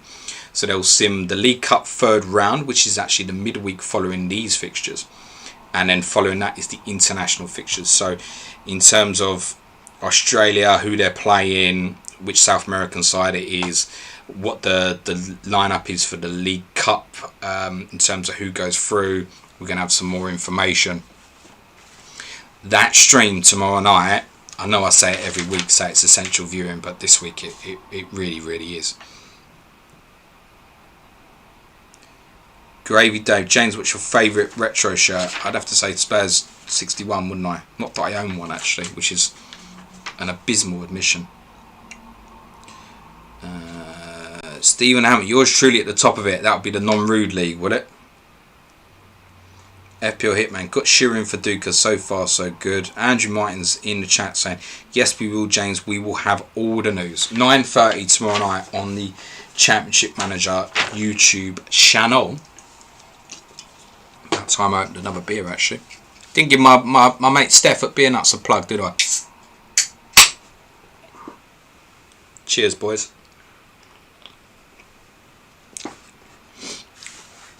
I did note down a few stats from some of the teams playing in the 3 o'clocks, which I can take you through now to give us something to do at half time. Just a few things I noticed, a couple of notes on each team. So, and these stats obviously do not include anything that's happened today. It's pre this game week. Stats taken from the brilliant Whitebeard site. Give that man a follow first, certain. And well done to all his people who are helping him with that site as well. Really well done, guys. So Thierry Henry pre this game week had the second most shots in the league with 30. So 13 less than Ruud van Nistelrooy. None of these, a lot of these numbers I'm about to give you, none of them are particularly going to help you with Van Nistelrooy ownership numbers, by the way, in terms of people coming off him. Just see a note from Championship Manager, probably be James in the chat. We'll have that news on stream tomorrow, plus some other stuff important stream tomorrow. Yeah, absolutely.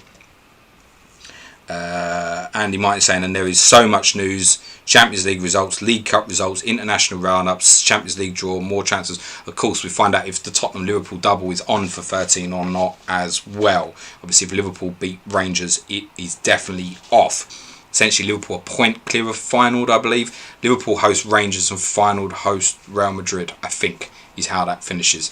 So, final need to better what Liverpool do. Rangers are good at the time in this, so there's no guarantee that Liverpool would beat Rangers, but then final has still got to beat Real Madrid, right? That's mainly why we haven't put that Liverpool-Tottenham double in the upcoming fixtures that you'll see currently now, bottom right here. We don't think it'll happen, is the point. That's why we've not put it in.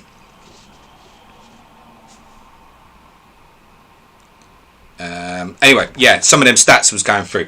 Obviously, Arsenal playing Derby today. Just a note on Simo Valakari in Derby's midfield, who I think his ownership is still really low. I noted that he's had 17 key passes this season. And the only players who've had more are 3 Manchester United players, which I think was Beckham, Veron and Giggs. So I know Derby fixtures it never feels like there's a right time for it, but he's providing consistent numbers. On Villa, I noted Gareth Barry has played every minute so far for Villa. It feels like there's quite a bit of rotation there with Alpine, Melborg. Staunton's obviously normally playing, but position-wise, it feels like he can be anywhere. But Barry feels a lock, and he's won 20 key headers for Villa this season, which is 9 more than the next most in the Villa squad, which is Melberg with 11. And the reason I mention that is obviously Villa do have a double game week coming up. And I think particularly for those 3 hitting, especially if it's not Chelsea in the double, it's probably going to be difficult to spend the money. and therefore I think Gareth Barry is a good lock there potentially for the double, because you're definitely going to get the 290 minutes out of him, and because of him winning obviously them key headers and that, he could well be in the bonus even if there's no clean sheets on that. One from Spurs defensively of interest. I noticed that Chris Perry had made the most key tackles out of all outfield players so far this season with 22.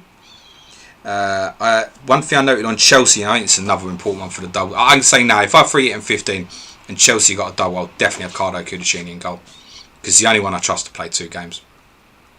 If that was the situation right now, I think I would probably go Cudicini, Johnson and Hasselbank. That would be my Chelsea 3. Cudicini has 42 FPL points so far this season. That's Chelsea's most, and that's in spite of keeping only 2 clean sheets this season. Obviously had a really good return in that defeat at Leeds very recently. Blackburn, one thing I noted on Grabby, who obviously doesn't start for them today, is he's got 7 goals this season but only 6 bonus points. So he's not even getting 1 bonus point per goal as well when he is scoring, which doesn't bode well. It was only other 2 players I'd noticed who had more than 2 goals who had less bonus points than goals. So it's just something to note on them. On Titus Bramble, because there's a lot on Ipswich defensively in terms of Haridason, Tarico, Bramble. Bramble's the one who currently obviously seems to be in the goals every now and then. Obviously Tarico's got the assist today. But pre-game, Titus Bramble, yes, the Titus Bramble, the Calamity, was the best value player in the game at 11.33 points per million. The best value player in the simulation. Something I noticed on Steve Malbronk as well, who obviously came back and scored twice against Middlesbrough last week, and as Luke pointed out very much on one of his videos in the week, that Fulham are the sort of side where the fixtures don't matter too much, and I think that against Middlesbrough, although they have a low reputation in spite of their league position, kind of shows that as well. Be interesting to see how it finishes for him today, because prior to today, Malbronk was averaging over 8 FPL points per 90 minutes played. That's from 6 games. I obviously owned him prior to the injury and did very well for me. He's an interesting one to watch for. I know he's at Collins, Doses and all that, but I think that little bit extra for Malbronk now he's back, if you're interested, might be the way to go personally. Alan Johnson of Middlesbrough is obviously on 78 FPL points prior to this game. If you are not aware, and someone who's not looking at the tables, that is only 1 less than Ruud van Nistelrooy.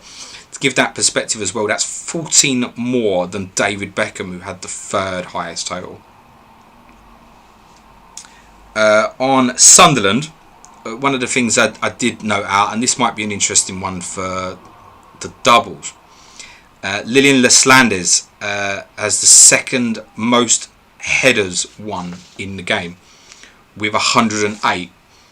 Quite scarily, Ruud van Nistelrooy 167. Solano is another one from Newcastle's average rating is really good, 7.67 per game, 3 goals, 1 assist, which prior to this game was the same number of attacking returns this season as Alan Shearer, 4 goals, 0 assists. I've been thinking of coming off Solano because that ownership number is really high, but can't justify it anything other than a luxury because it just offers such good value. On Robbie Keane, which could be an interesting one, and I think you need to be very careful of Leeds at the moment because of those 15 and 16 potential games being postponed. Keane and Viduka both have 5 goals each. I noted that Robbie Keane has had 9 more shots than Viduka. And I also wrote down some stats on Alan Smith because there was an anticipation from a lot of people that he would probably start today. In 254 minutes this season, Alan Smith has scored 3 goals and had 16 shots on goal. Now, let's just say, for example, that Viduka does go away, Viduka and Kuhl do go away for Leeds, and those games are not postponed. I think Alan Smith will be an amazing punt. For whatever reason, he can't lock down that place. The statistics behind, and it's a small sample, 254 minutes, are mad. Southampton's Paul Jones has the most saves of any goalkeeper this season with 56, and he also has the highest number, bizarrely, for most key tackles. A lot of goalkeepers seem to have high numbers for key tackles. Second half's underway, by the way, guys. But yeah, I thought that was some interesting numbers, and he's the keeper that I'm thinking of getting in. Also from Southampton, Klaus Lundekvam has won 24 key headers. That's a really big number. Dennis Wise has made more passes than any other player in the sim prior to this game week, with 523. Now let's break that down into over 11 games. What we're saying, about 50 passes per game, tells you how much of the ball is being spent in the air in these games. Now I realise these are statistics put together by a computer game 19 odd years ago. But actually, 523 for most passes in 11 game weeks is a low number. Also on Leicester, Matt Elliott holds joint record with Lundekvam for those most key headers, which is 24. I think people have been put off by Elliott because it's 5 million, whereas you can say have Delaney's a better attacking threat, or obviously Jerry Taggart's 4 million. Nobody has made more tackles this season than West Ham's Thomas Repka with 76.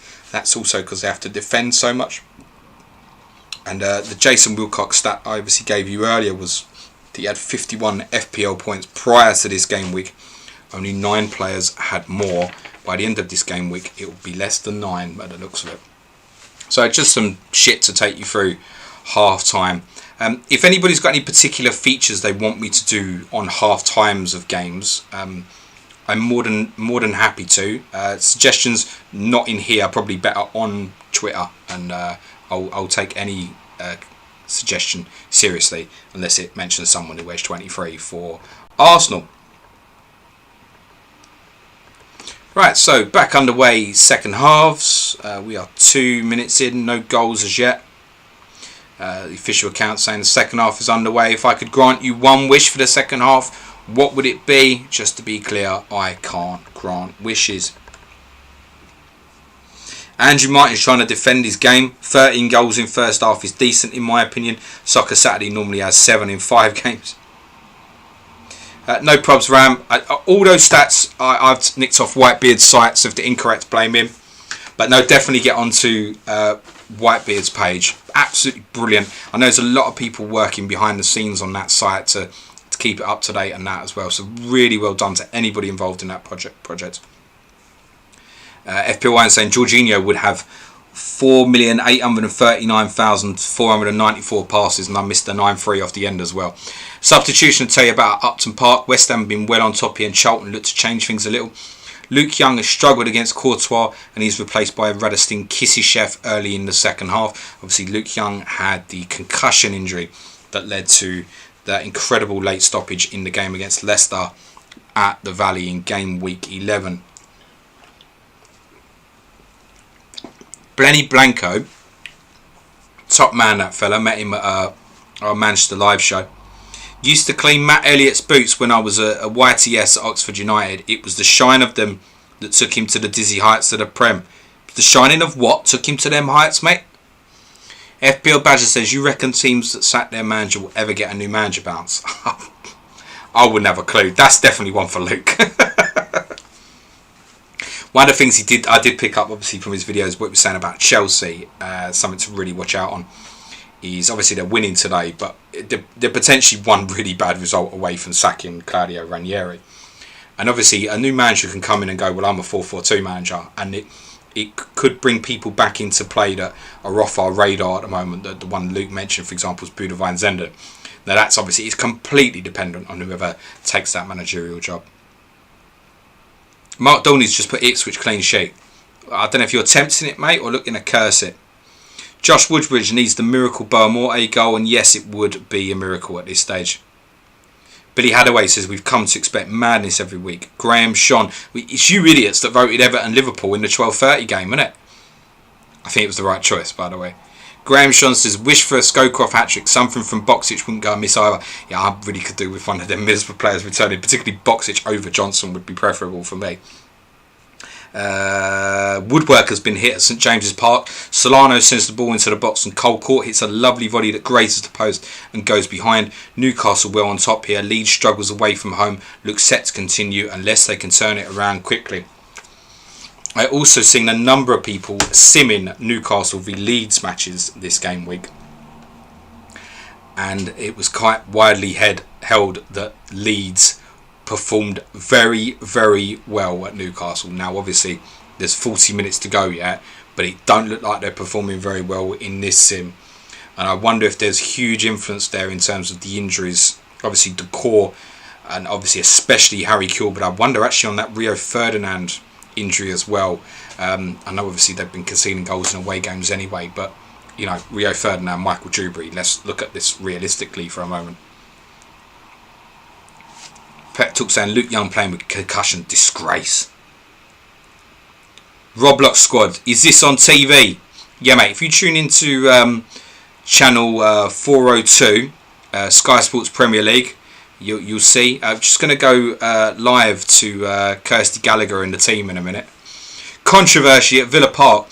Ledley King has just full on punched Juan Pablo Angel in the face, but Graham Poll has totally missed it. Oh, Ledley. The CM Premiership panel should really introduce retrospective action, but this isn't a reality right now. King has got away with it. You're making shit up, boys. It never happened. Just never happened. What are you talking about? We're going to ignore that.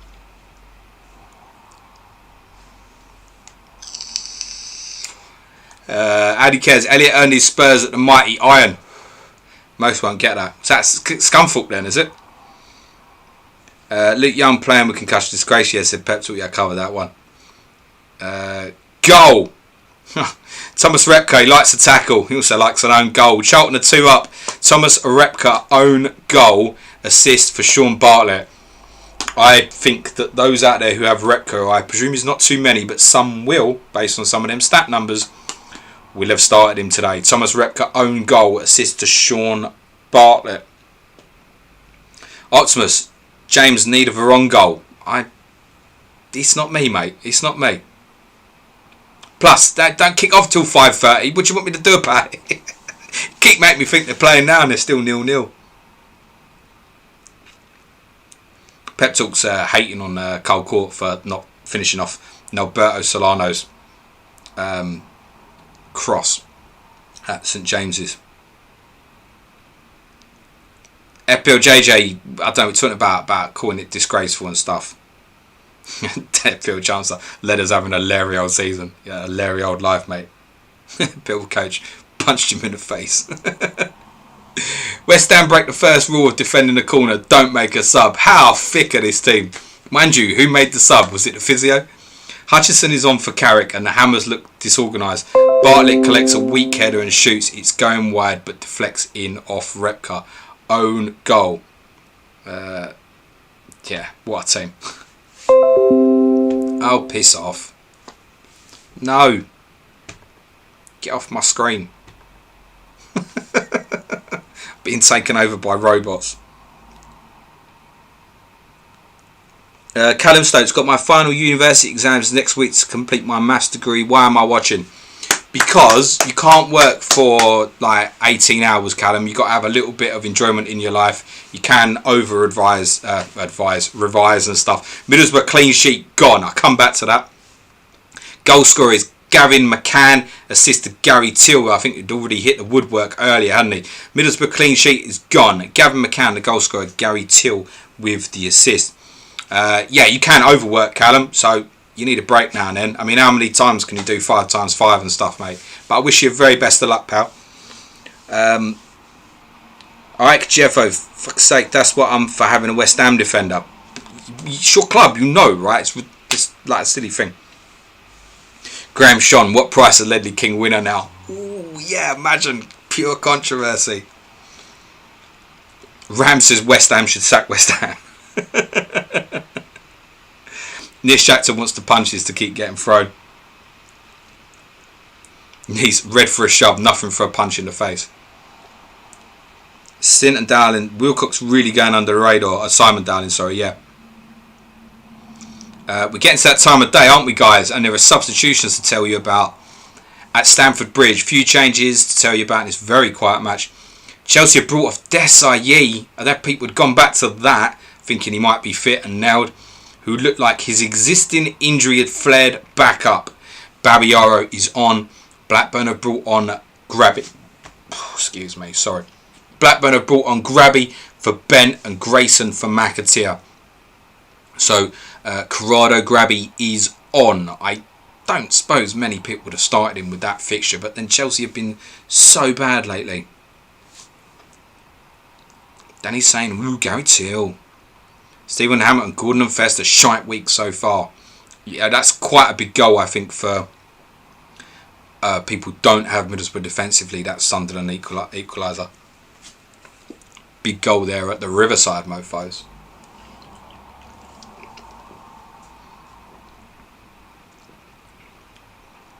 Goal. Portman Road. This will please some a lot. This will make a lot unhappy. Lewis Barmorte has scored for Fulham. No assist. Barmorte the scorer for Fulham. Ipswich clean sheet. Gone. Fulham have pulled one back at Portman Road. It's 2-1. Barmorte the scorer. Ipswich's clean sheet is gone. Callum, he's got the revising going on. It says, thanks, James. 5 times 5 sounds about this week's total at this rate. Ha ha. I wish you very good luck, Callum. And for anybody else who happens to be in here who's revising or studying at the moment, hats off. Very best of luck. I've been there and you can probably tell I didn't do very well. James Pompey Uganda says, Barriaro pushing Stanic forward. No idea what that formation looks like now. Goal at St Mary's. And another clean sheet gone. Southampton's is gone. Dean Sturridge, the goal scorer for Leicester. Do you still own him? And it's a Wise assist again. Dennis Wise with the assist for Leicester at Southampton. They've also pulled a goal back there. So within a minute of Fulham pulling a goal back at Ipswich, Leicester have pulled a goal back at Southampton. And some big names scoring there. Barmorte for Fulham, Sturridge for Leicester, and Dennis Wise the assist, and some potential big blowout clean sheets there for Ipswich. And I think there will be some Southampton defensive out there as well as they come on to the start of this run. Scala says, no way, lol. Triple Ipswich defence and Barmorte first sub. I've got to question the thinking of Barmorte's sub there. I'll come on to that Barmorte going and win it because some news from Highbury. Arsenal have had by far the better of this game, but Derby are nearly back in it.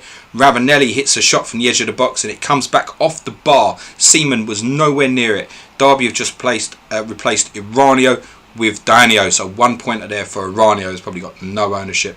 So yes, Arsenal's clean sheet potentially in jeopardy there. I guess there's quite a few people who will have having Barmorte at that value in midfield leads to the higher possibility of having someone like Dean Sturridge up front. So I see that Rob picked Barmorte and Sturridge back to back. Nice to remember what goals feel like. Well done, my man. If you've got Rob in the Wolfpack Wellington Cup this week, you might be in trouble. 59th minute. Change at St James's Park. Couple of changes before 60 minutes. Leeds bring on Dominic Matteo for Eric Bakker. Strange move when chasing the game. Meanwhile, Olivier Bernard misses out on a possible 9+ pointer as he is hauled off for Quinn to the dismay of his 0 owners. Excuse me. Jason Christopher Dorney says, sorry, Sturridge. He said sorry for what you said him. Adam Baines just sold Lewis Barmorte. We are about 15 seconds to the hour mark, so those shitting themselves on Henri, I feel like we're past all that. the whole Henry 59. We're past it. I feel like we're past that whole thing, honestly. Late Riser Troll say, Thierry, mate, French it up. Go at the Riverside, mofos. He's done it again, Alan Johnston. Johnson, the scorer for Middlesbrough. They are back in front against Sunderland in the Tees Weir derby. Johnson, the goal scorer for Borough. No assister. I don't know if I clarified, there was no assist on that Fulham goal from Borough Morty. I just got excited in a minute. But Alan Johnson has scored for Middlesbrough. They now lead 2-1 against rivals Sunderland.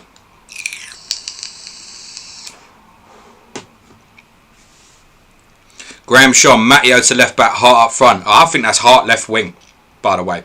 On that lead substitution, I could be completely wrong. I don't have the knowledge in the game, but I would have thought Hart left midfield chasing the game rather than Matteo left midfield would make a little bit more sense. Another week, another Alan Johnston attacking return. Dean Gordon's fabulous shot is brilliantly saved by Sorensen, but the Scottish Maradona is on hand to put the rebound away. The Scottish Maradona, who made that shit up? Windass came on for Hamilton Rickard on 58 minutes. Simon Dallin Johnston is like Salah. CSW, and there's that Johnson goal that I don't own. That's what he was part of the hit for me. I couldn't take any more. Great home fixture. Them points that he's returning, it's monstrous. Right now, he's the highest scoring player in the game. Alan Johnston, 7 million of Middlesbrough. I'm not meaning to make everybody else buy him. And why would you? They play Manchester United next. But, yeah.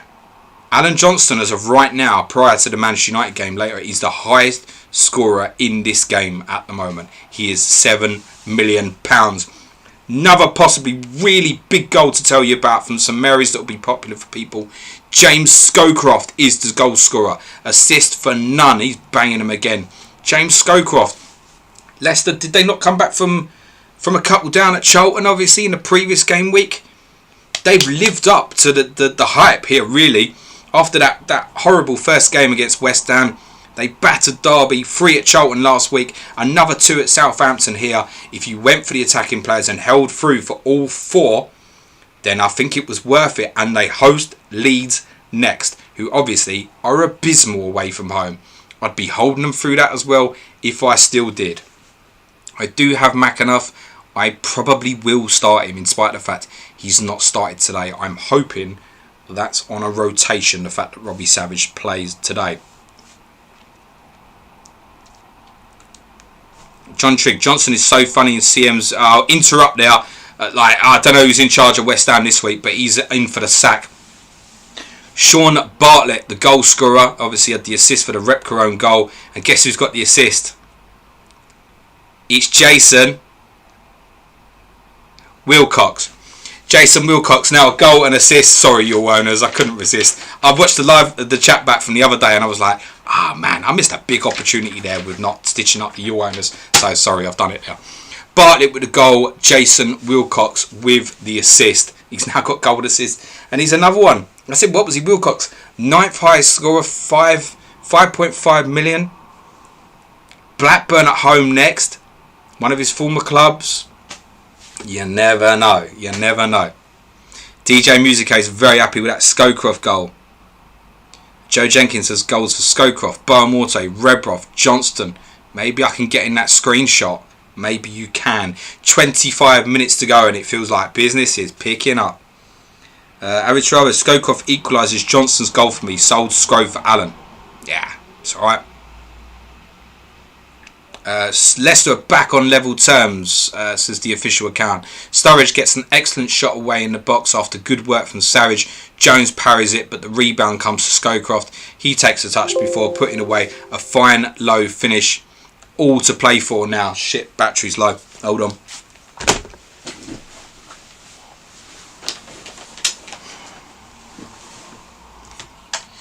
Fucking hell. Good job it warns me, innit?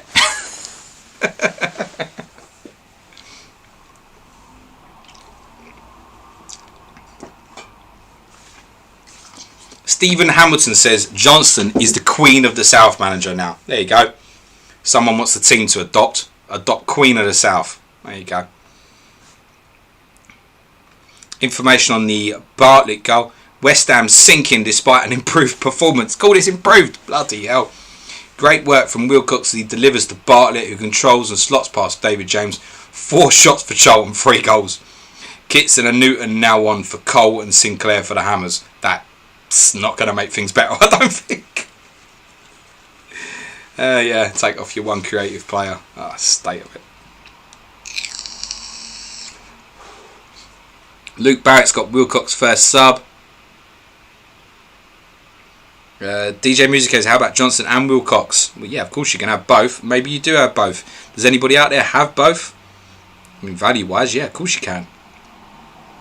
Nis Godfrey, I thought Sahar scored, but Bowen is also called Luis. Thanks for telling me that. That's another stitch up I've got ready there. Brian Yule, who needs Johnson when you have Albertini? Ahem. News from Villa Park. Redruth has been so involved today, and now his header from an Anderton corner hits the bar. Spurs still well on top. Villa struggling under the pressure. Changes now for Villa. Stephen Carr against his former club, and Alan Wright off for Steve Stone and Hassan Kashlou.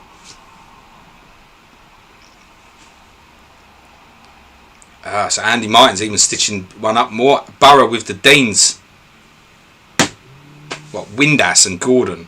If I say Dean, no one's going to think I'm saying Windass, are they? But I might try and remember that now.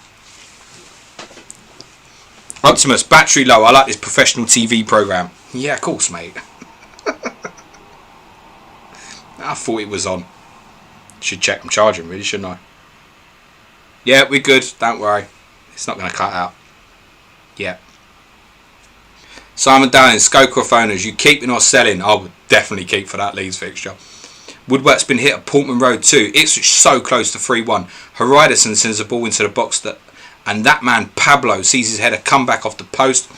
Fulham have withdrawn Luis Sahar for Barry Howells. That was timed at 60 minutes, while John Collins has just gone into the referee's book. So booking for Collins.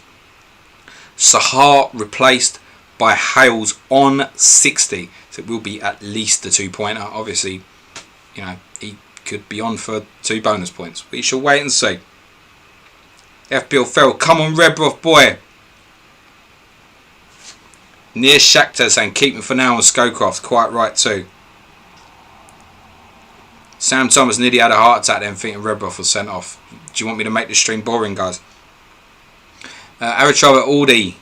West Ham might break the record of conceding the most goals in a season. You don't remember Swindon Town, buddy. FPL Ferrell, new tactic. Captain every number 9 versus Hammers from now on. Yeah? I'm going to captain a Blackburn player.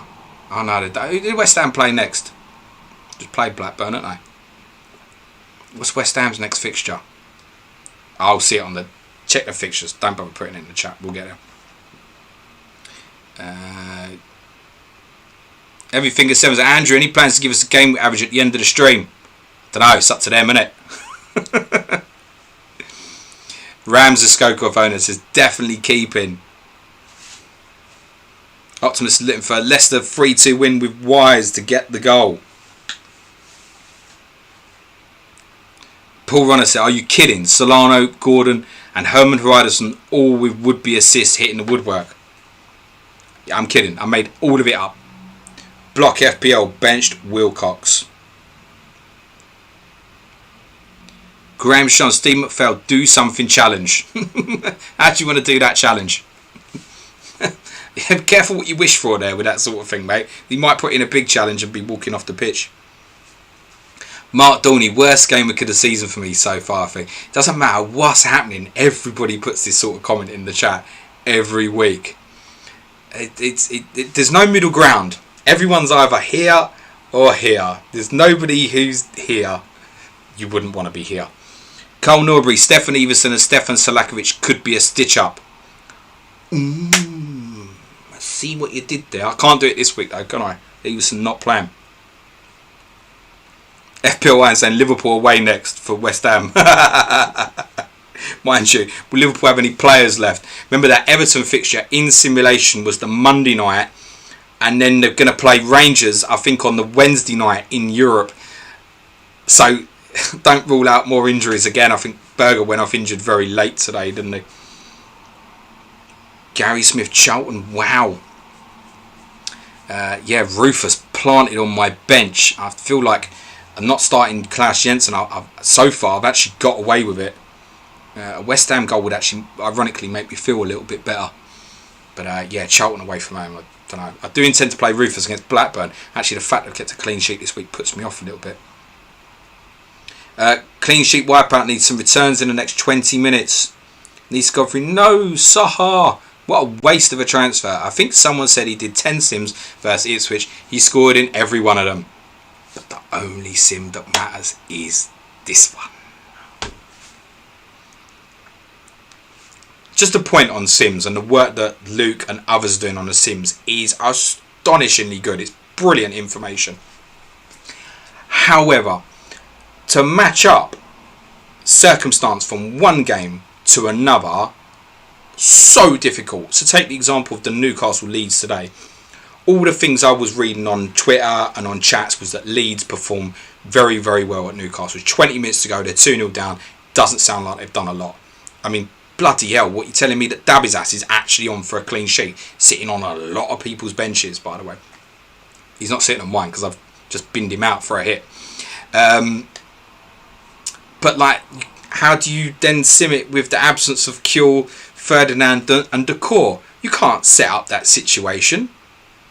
So you can sim everything and the deeper we go in the season, the more difficult that's going to be for the simulations to relate to this simulation.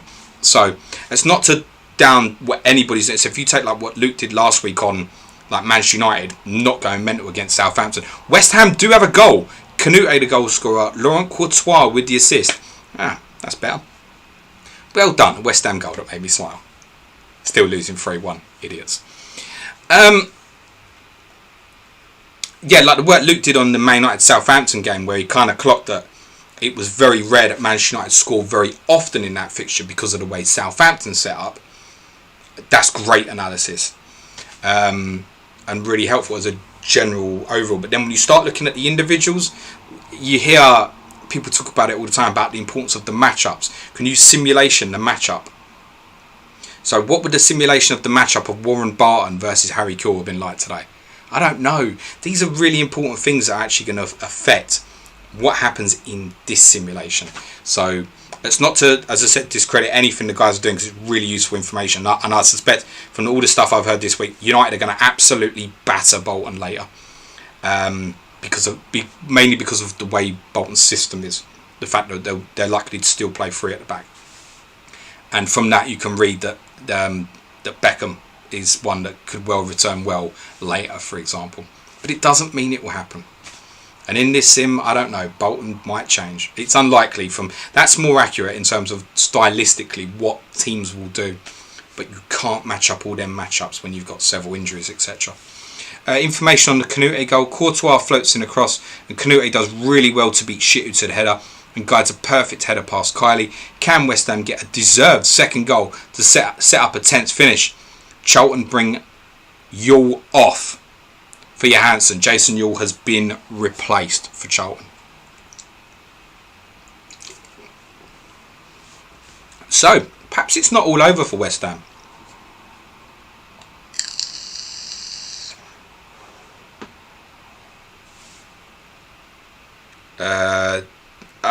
My fan Darren, that's you, my ballsy triple captain of Boxitch. Not really worked, does it? You can follow Darren Drum UK. I saw your tweet earlier and I messaged you and I went, that's some grapefruits, mate. Triple captain in Boxitch. I said good luck to you, but it's not a move that I'd be making, mate. I think triple captaincy, the way it's going to play out now, eventually might end up going on a Leeds player, actually. If those games get postponed 15-16, it might end up that you end up with a week where just Leeds have a double. But if it's nice enough, I can see that Leeds 2 home fixtures and gambling it on Viduka or Keane or Hart. I can see that further down the line. So yeah, we'll see. That's just, I mean, depends how the fixtures work out, isn't it? And there will be more random doubles, but that's the instinct on that at the moment. Goal at St Mary's. His last ever goal for Southampton was the last goal scored at the Dell in a 3-2 win against Arsenal. They lead 3-2 again now. Matthew Le Tissier has rolled back the years and put Southampton in front against Leicester. Paul Murray with the assist. 3-2 Southampton. Matt Le Tissier, the goal scorer. His first goal at St Mary's. DJ Musique stating the obvious. No returns from Yule.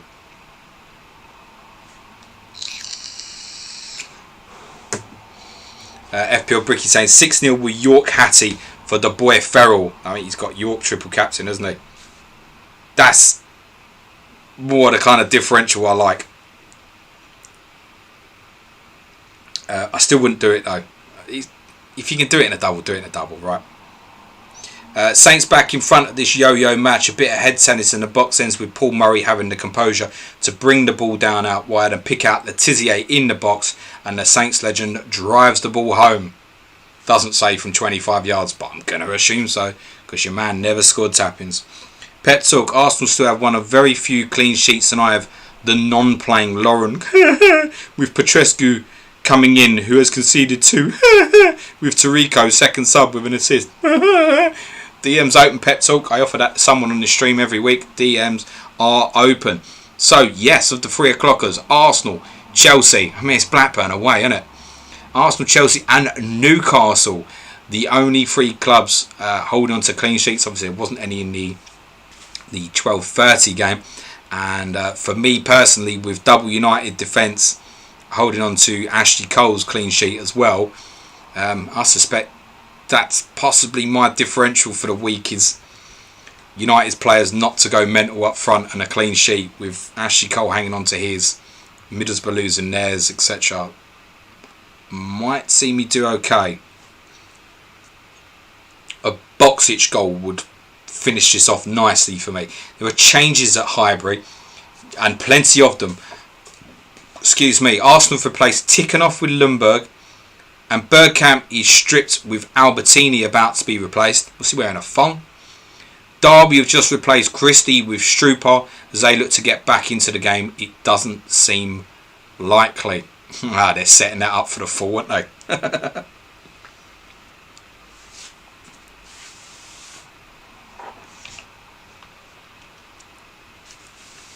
Heavy Finger 7, hilarious. Letitia in his bio book saying how he chased the ball after a fixed bet that he would kick it out in the first 75 seconds of the game v Wimbledon. Big moment at Stamford Bridge. This game has been Chelsea's throughout. Blackburn have offered almost nothing going forwards. They nearly seal it. Mario Stanic seen his 25-yard effort fantastically saved by Alan Kelly. Leon Knight is on for Forsell for the Blues. Little fella went to Brighton and a few others. Bristol City maybe. I don't know if that's just something lurking about in my brain. Have we got the team sheet for Manchester United yet? No. No, we haven't actually. This is when they say it's been postponed.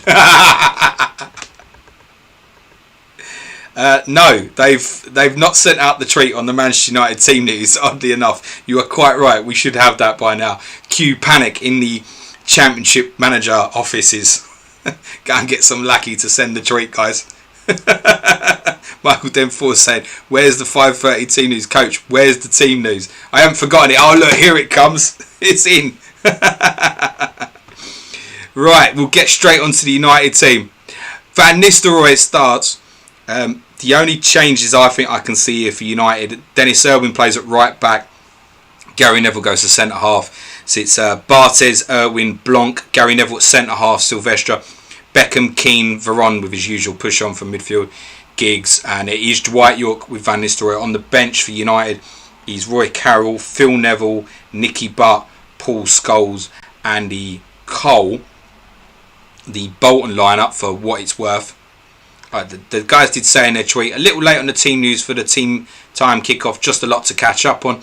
Imagine there is a lot of representation in this game for people. They were just keeping everyone waiting on purpose. So, Bolton team. Nothing stand out there as the obvious, other than Kevin Nolan is back in the Bolton team. But otherwise, I think that might be just about unchanged. So, Yaskalainen in goal. Back three of Cooper and Gotti, Hendry, Charlton and Maddison as the wing backs. And they are still encouraged to push on from that position. And that's why I think this is coming about, that people thinking Beckham and Giggs could perform very well today. Nolan and Lead in midfield 2. It's still basically a front 3. Rodney Wallace in the 10 position. Pedersen and Ricketts up front. Bolton, balls out, going for it. And of course, in the real world, Bolton did win this fixture 2-1 in the 01-02 season with goals from Nolan and Ricketts. On the bench for Bolton, Steve Banks, Per Franson, Dean Holden, Paul Warhurst and Bo Hansen. There's your 5:30 shit. My man Suj in the chat, is he? I see Stephen White's in. Hello Steph, how you doing? Suj, afternoon, 4:35. Yes! Come on, you Spurs! Oh, Teddy Sheringham. Oh, Teddy. Assist goes to Darren Anderton. Oh, Teddy Shezza, he's done it again. Spurs lead, 9 minutes to go at Villa Park. Looking for their first win at Villa Park since 1986. Sheringham with a goal. Anderton with the assist. 9 minutes plus injury time to play at Villa Park. Sujan Shah says, fuck West Ham Billy in real life and in simulations. Sujan Shah says, I'm not even going to talk about my team because I'm not jinxing anyone. But the people want to know. Billy had said to Suj, you are missing a classic West Ham performance. Brian Pedersen and Wallace have switched their placement on the pitch. That's quite correct there, Brian, yeah. So it was Wallace in the 10 position. It's normally that way. But there has been a couple of the home fixtures recently where Pedersen has played as an advanced 10 with Wallace up front. Information on the Sheringham goal. Spurs have a richly deserved lead. Go on the entertainers. Ben Thatcher puts in a very heavy cross. Christ, he was never the best technically, was he? Anderton does very well to stretch and keep it on the opposite flank. He then floats in a lovely cross and Sheringham attacks it to power his header home well. Excuse me. Billy Hadaway can't drop Teddy now. This must mean Salakovic drops back to CM. I don't know. Jason Christopher Dorney, yes Teddy. James Pumping Uganda, no ground sounds today, James. Yeah, I should have played Teddy Sheringham, shouldn't I? But like, I just wanted to sing it myself. Yeah, I'll play it for you.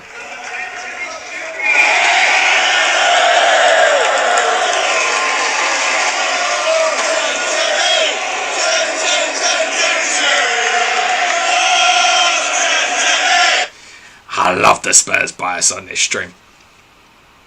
Yellow card to tell you about at Upton Park. The Hammers applying the pressure here, but to no avail. Dean Kiley is equal to everything, but they've missed a few too. But they certainly look a better side. Richard Rufus goes into the book for the Addicts. Brilliant. He's gone from clean sheet and possible bonuses to clean sheet gone and booked. That's it. I'm starting him against Blackburn. Update from the Riverside. Borough looking very comfortable here, and I think we can assume they're going back top at least for a few hours. Ian Pearce is on for Robbie Stockdale, while Kevin Phillips has gone in the book for a rather frustrated looking foul. Remember guys, you join the chat late, make sure you're live. Just remember this stream is on a 30-minute delay. I've managed to get to the 84th minute and not had to say it at all. Go! Come on, you Spurs! We've sealed the deal here, boys. Boom! Sergei Rebrov with a goal for Spurs. Salakovic with the assist. 3-1 Spurs. Sergei Rebrov with a goal. Stefan Salakovic with the assist. Go, you Spurs! Get in there, my son. FPL JJ. Smoke that, boy. FPL Bricky says Davies Cleany would be my highlight of the season. I love this game. Surely Newcastle are not keeping a clean sheet against Leeds. Are Leeds that bad away from home? Andy Ken said we hadn't actually noticed the Spurs bias. Oh, I wanted you to. Billy Hadaway, Everson only has 1% ownership, so not too many worries there. But I think he could come back in. Spurs go to Newcastle next week. I think they'll stay with this formation. 3-3 again in the Leicester game. Leicester are level. Is it? Is it? It is. Muzzy Ezek with the goal. Robbie Savage with the assist. 5 minutes to play at St Mary's. And it's 3-3 for the second week in a row. Leicester are at 3-3 away from home. Is it with the goal? Robbie Savage with the assist. We are inside the final 5 minutes of the 3 PMs of game week 12. Chancellor Dan, yeah, let's have it, mate. Eritrava, Rebroff, get in. Carl Norby really needs Stewart to stay on the bench for Salakovic. Also sub now. Salakovic on the bench. Pep talk. Salakovic now essential with playing attacking mid. My thoughts on it would be it's Newcastle away and Chelsea at home. Take the 2 to assess it, I think, and then look at it afterwards. Spurs then come into a really good run of fixtures again, which starts with West Ham at home, of course, which I think is game week 16, and that's the time to go back into Spurs, I'm sure. FPL Willie back saying not a good week to Salakovic. Sam Somerset with a Rebroff goal. Ram, Leicester are mad.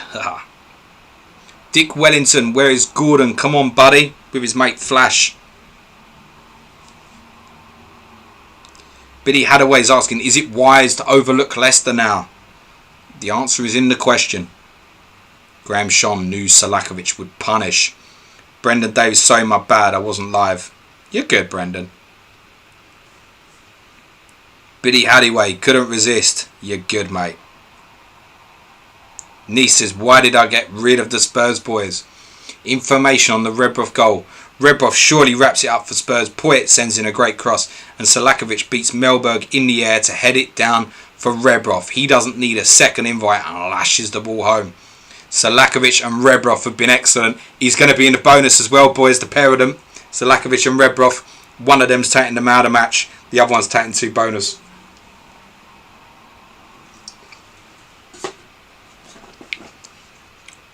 Information on the Muzzy Ezek goal. Game of the day here. Shut up, man. The game of the day is at Villa Park.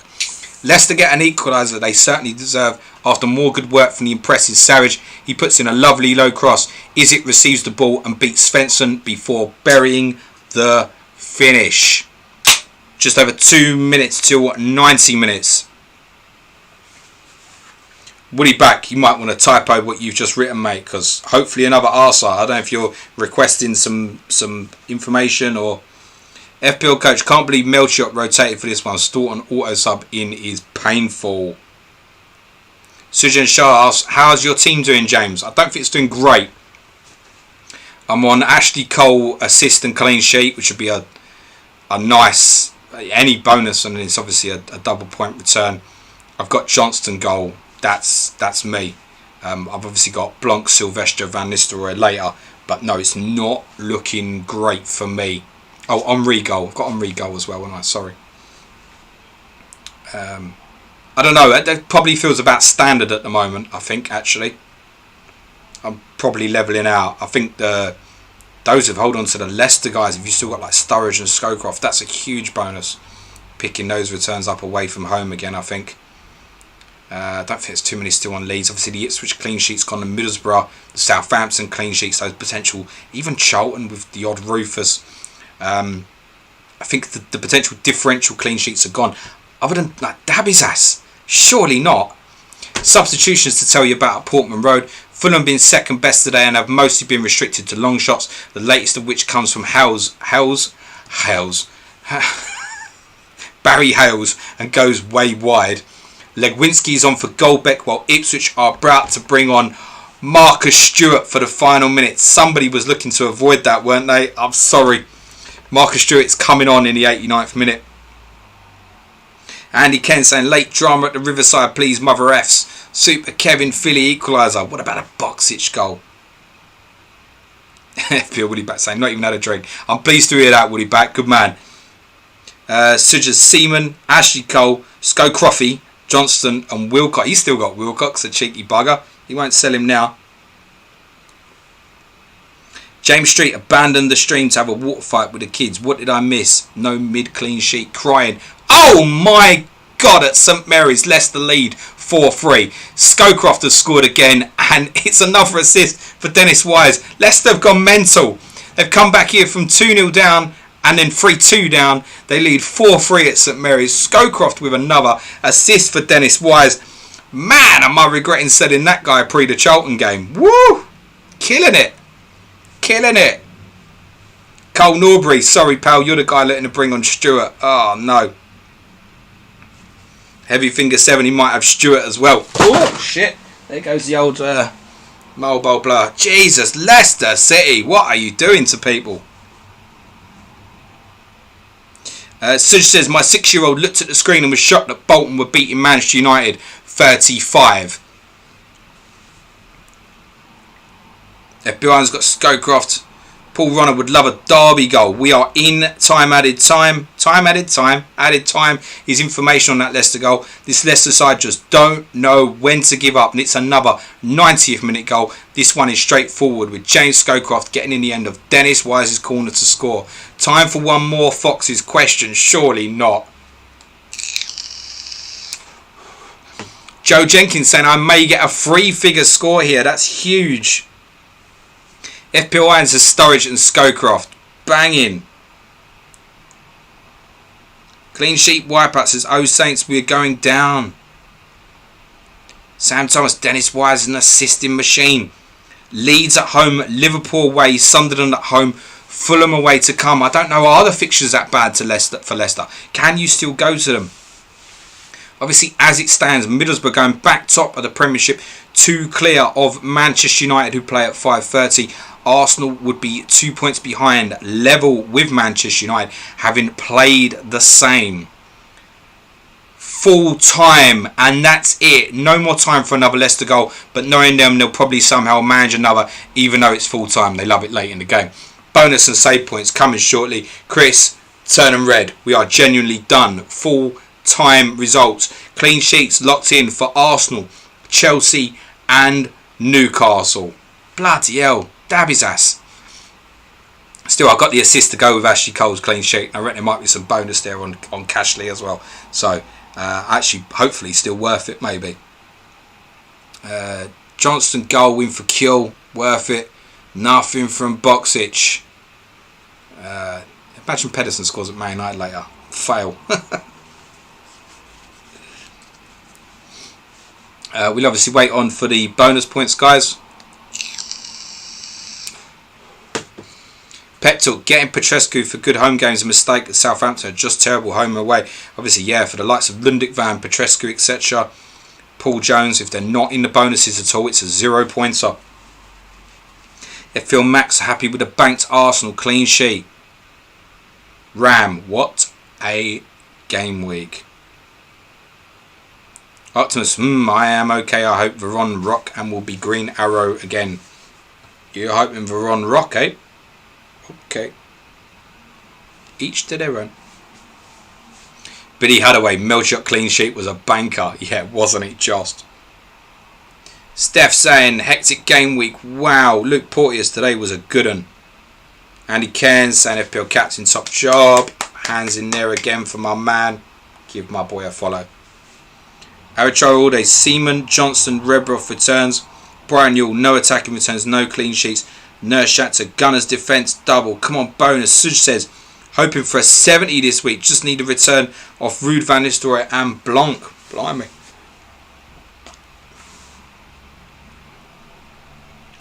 Brendan Davis, 31 here plus bonus with captain Veron and York to play. Fairly happy. James Street, thought I had a Chelsea clean sheet. Where's Melchior? Nowhere. We await our bonus points.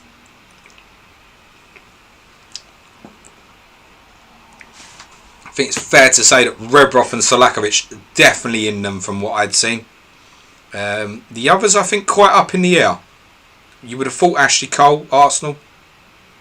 But it's not always how it works. The game doesn't read assists like FPL would do. So To be confirmed. I wonder if Shearer and Henry will be in them. You would think so, having scored today. Okay, first one in is at Highbury. Top bonus will please everybody. Goes to Kanu. There are 2 points for 6 Arsenal players. Oleg Luzny, Ashley Cole, Tony Adams, Sokrumbo, Robert Pires and Thierry Henry. There is 1 bonus save point for Mark Poom of Derby County. There was no booking in the game. 1, 2, 3, 7 Arsenal players scored an 8 out of 10 rating. Kanu was the one given the man of the match. Arsenal substitutions, I think we knew about Lundberg on for Tickerneth on 66, Bergkamp on for Albertini on 78. Derby, we also knew about Daniel on for Rania on 52, Branko Strupar on for Malcolm Christie 71. On to St Mary's next. Top bonus there goes to James Scowcroft. 2 late goals there for the 8 million Leicester midfielder. And there were 2 bonus points each for Robbie Savage, Dennis Wise and Dean Sturridge. There was 1 booking in the game, that was for Muzzy Izzet. It was, in spite of the incredible scoreline there, 1 save point bonus for Paul Jones. There is 2 for Ian Walker. Southampton's only change was Matthew Letizier for Joe Tessum on 28. Leicester did not make any changes, so the likes of McAnuff did not get on, stayed on the bench.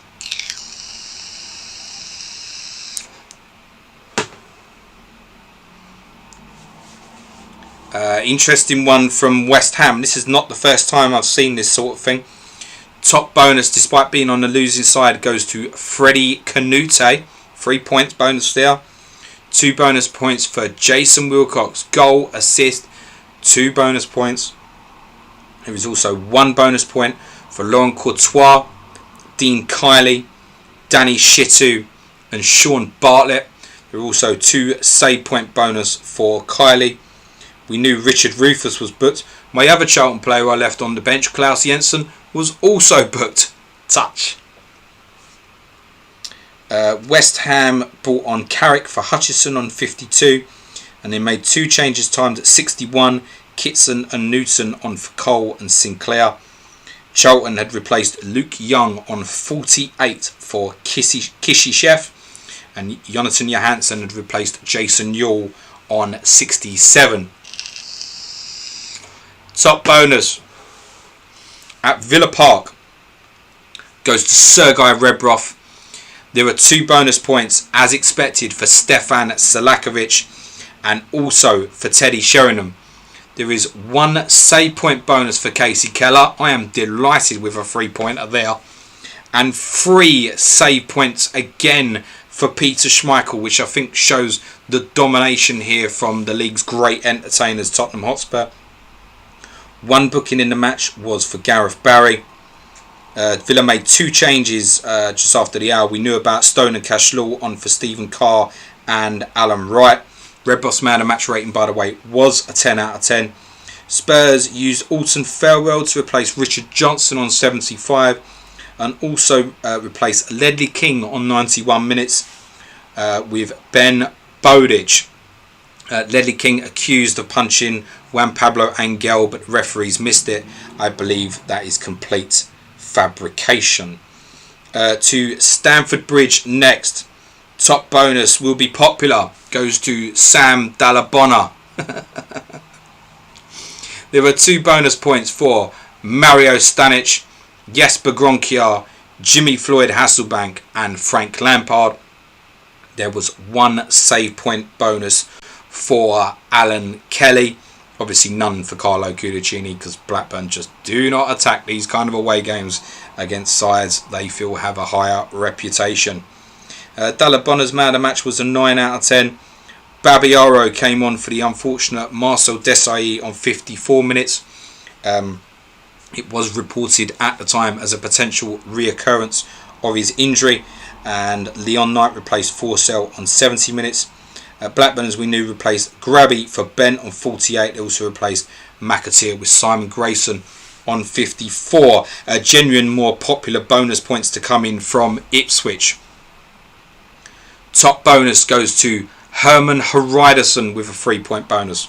There were also 2 bonus points for Titus Bramble, Thomas Gardso, Jason Kumas, John Collins, Sylvan Legwinski, who came on for 25 minutes, and Lewis Boa-Morte. No save point bonus. Harida's man of the match was an 8 out of 10 rating. Matt Holland went off again, suspected recurrence of injury on 33 minutes, to be replaced by Martin Reusser. Marcus Stewart came on for Pablo on 89 minutes. Fulham brought on Barry Howes for Lewis Sahar on the hour, so a confirmed 2-pointer for Lewis Sahar. And they also brought on Legwinski for Goldbeck on 65 minutes. Only booking in the game went to John Collins. To the Riverside.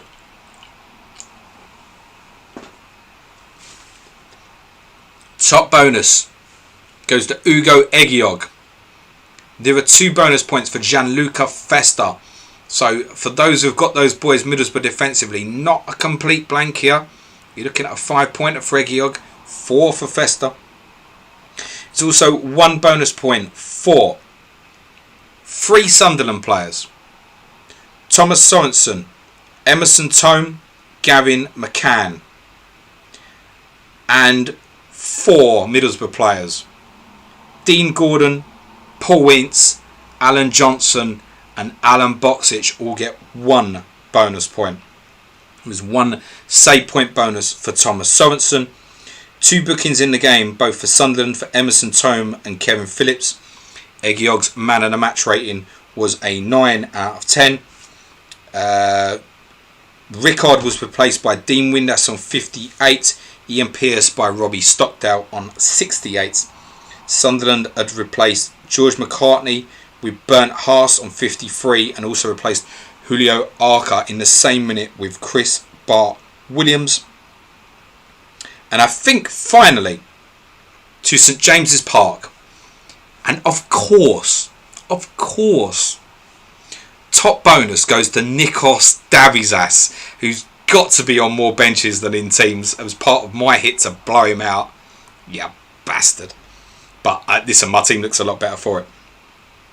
2 bonus points to Nigel Martin of Leeds, which I think shows they've taken a slap in here. Martin also picks 2 save points up. I think it's a 5-point return there for Nigel Martin. And there is 1 bonus point for Warren Barton, Olivia Bernard, Marcelino, Christian Besadas, Alan Shearer, Cole Court, Stephen McPhail and Mark Viduka. No bookings in that match.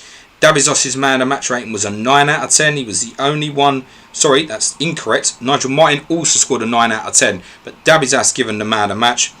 Newcastle would have replaced Olivia Bernard with Wayne Quinn on 58.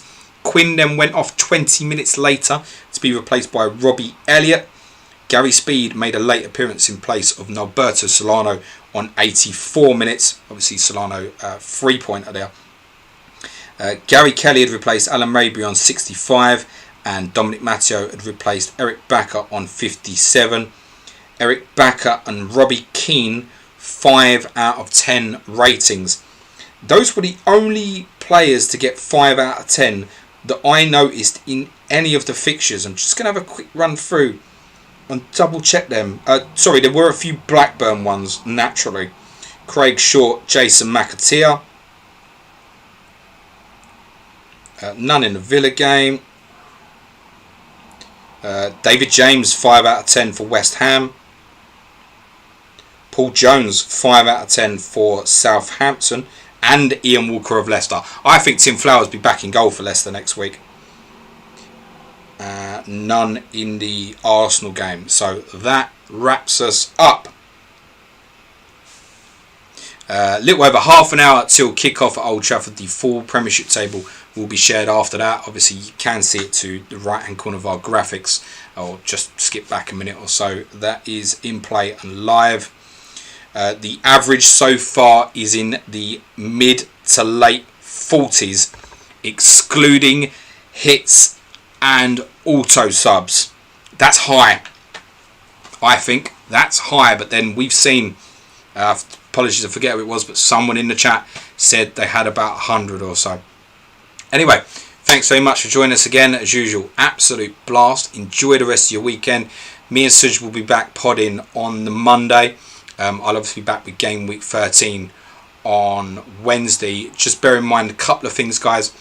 Game week 15, it's possible that we will do this on the Tuesday night rather than the Wednesday night, but we will obviously communicate that. I think I'm happy for the Championship Manager guys to communicate, and we'll just do what we're told, basically. Make sure you tune into their stream on 9:30 tomorrow night, and also everybody else is providing great content in the community at the moment. As a reminder, this time in 2 weeks, Suj and I are doing a 24-hour live stream. God, because I've booked too many guests.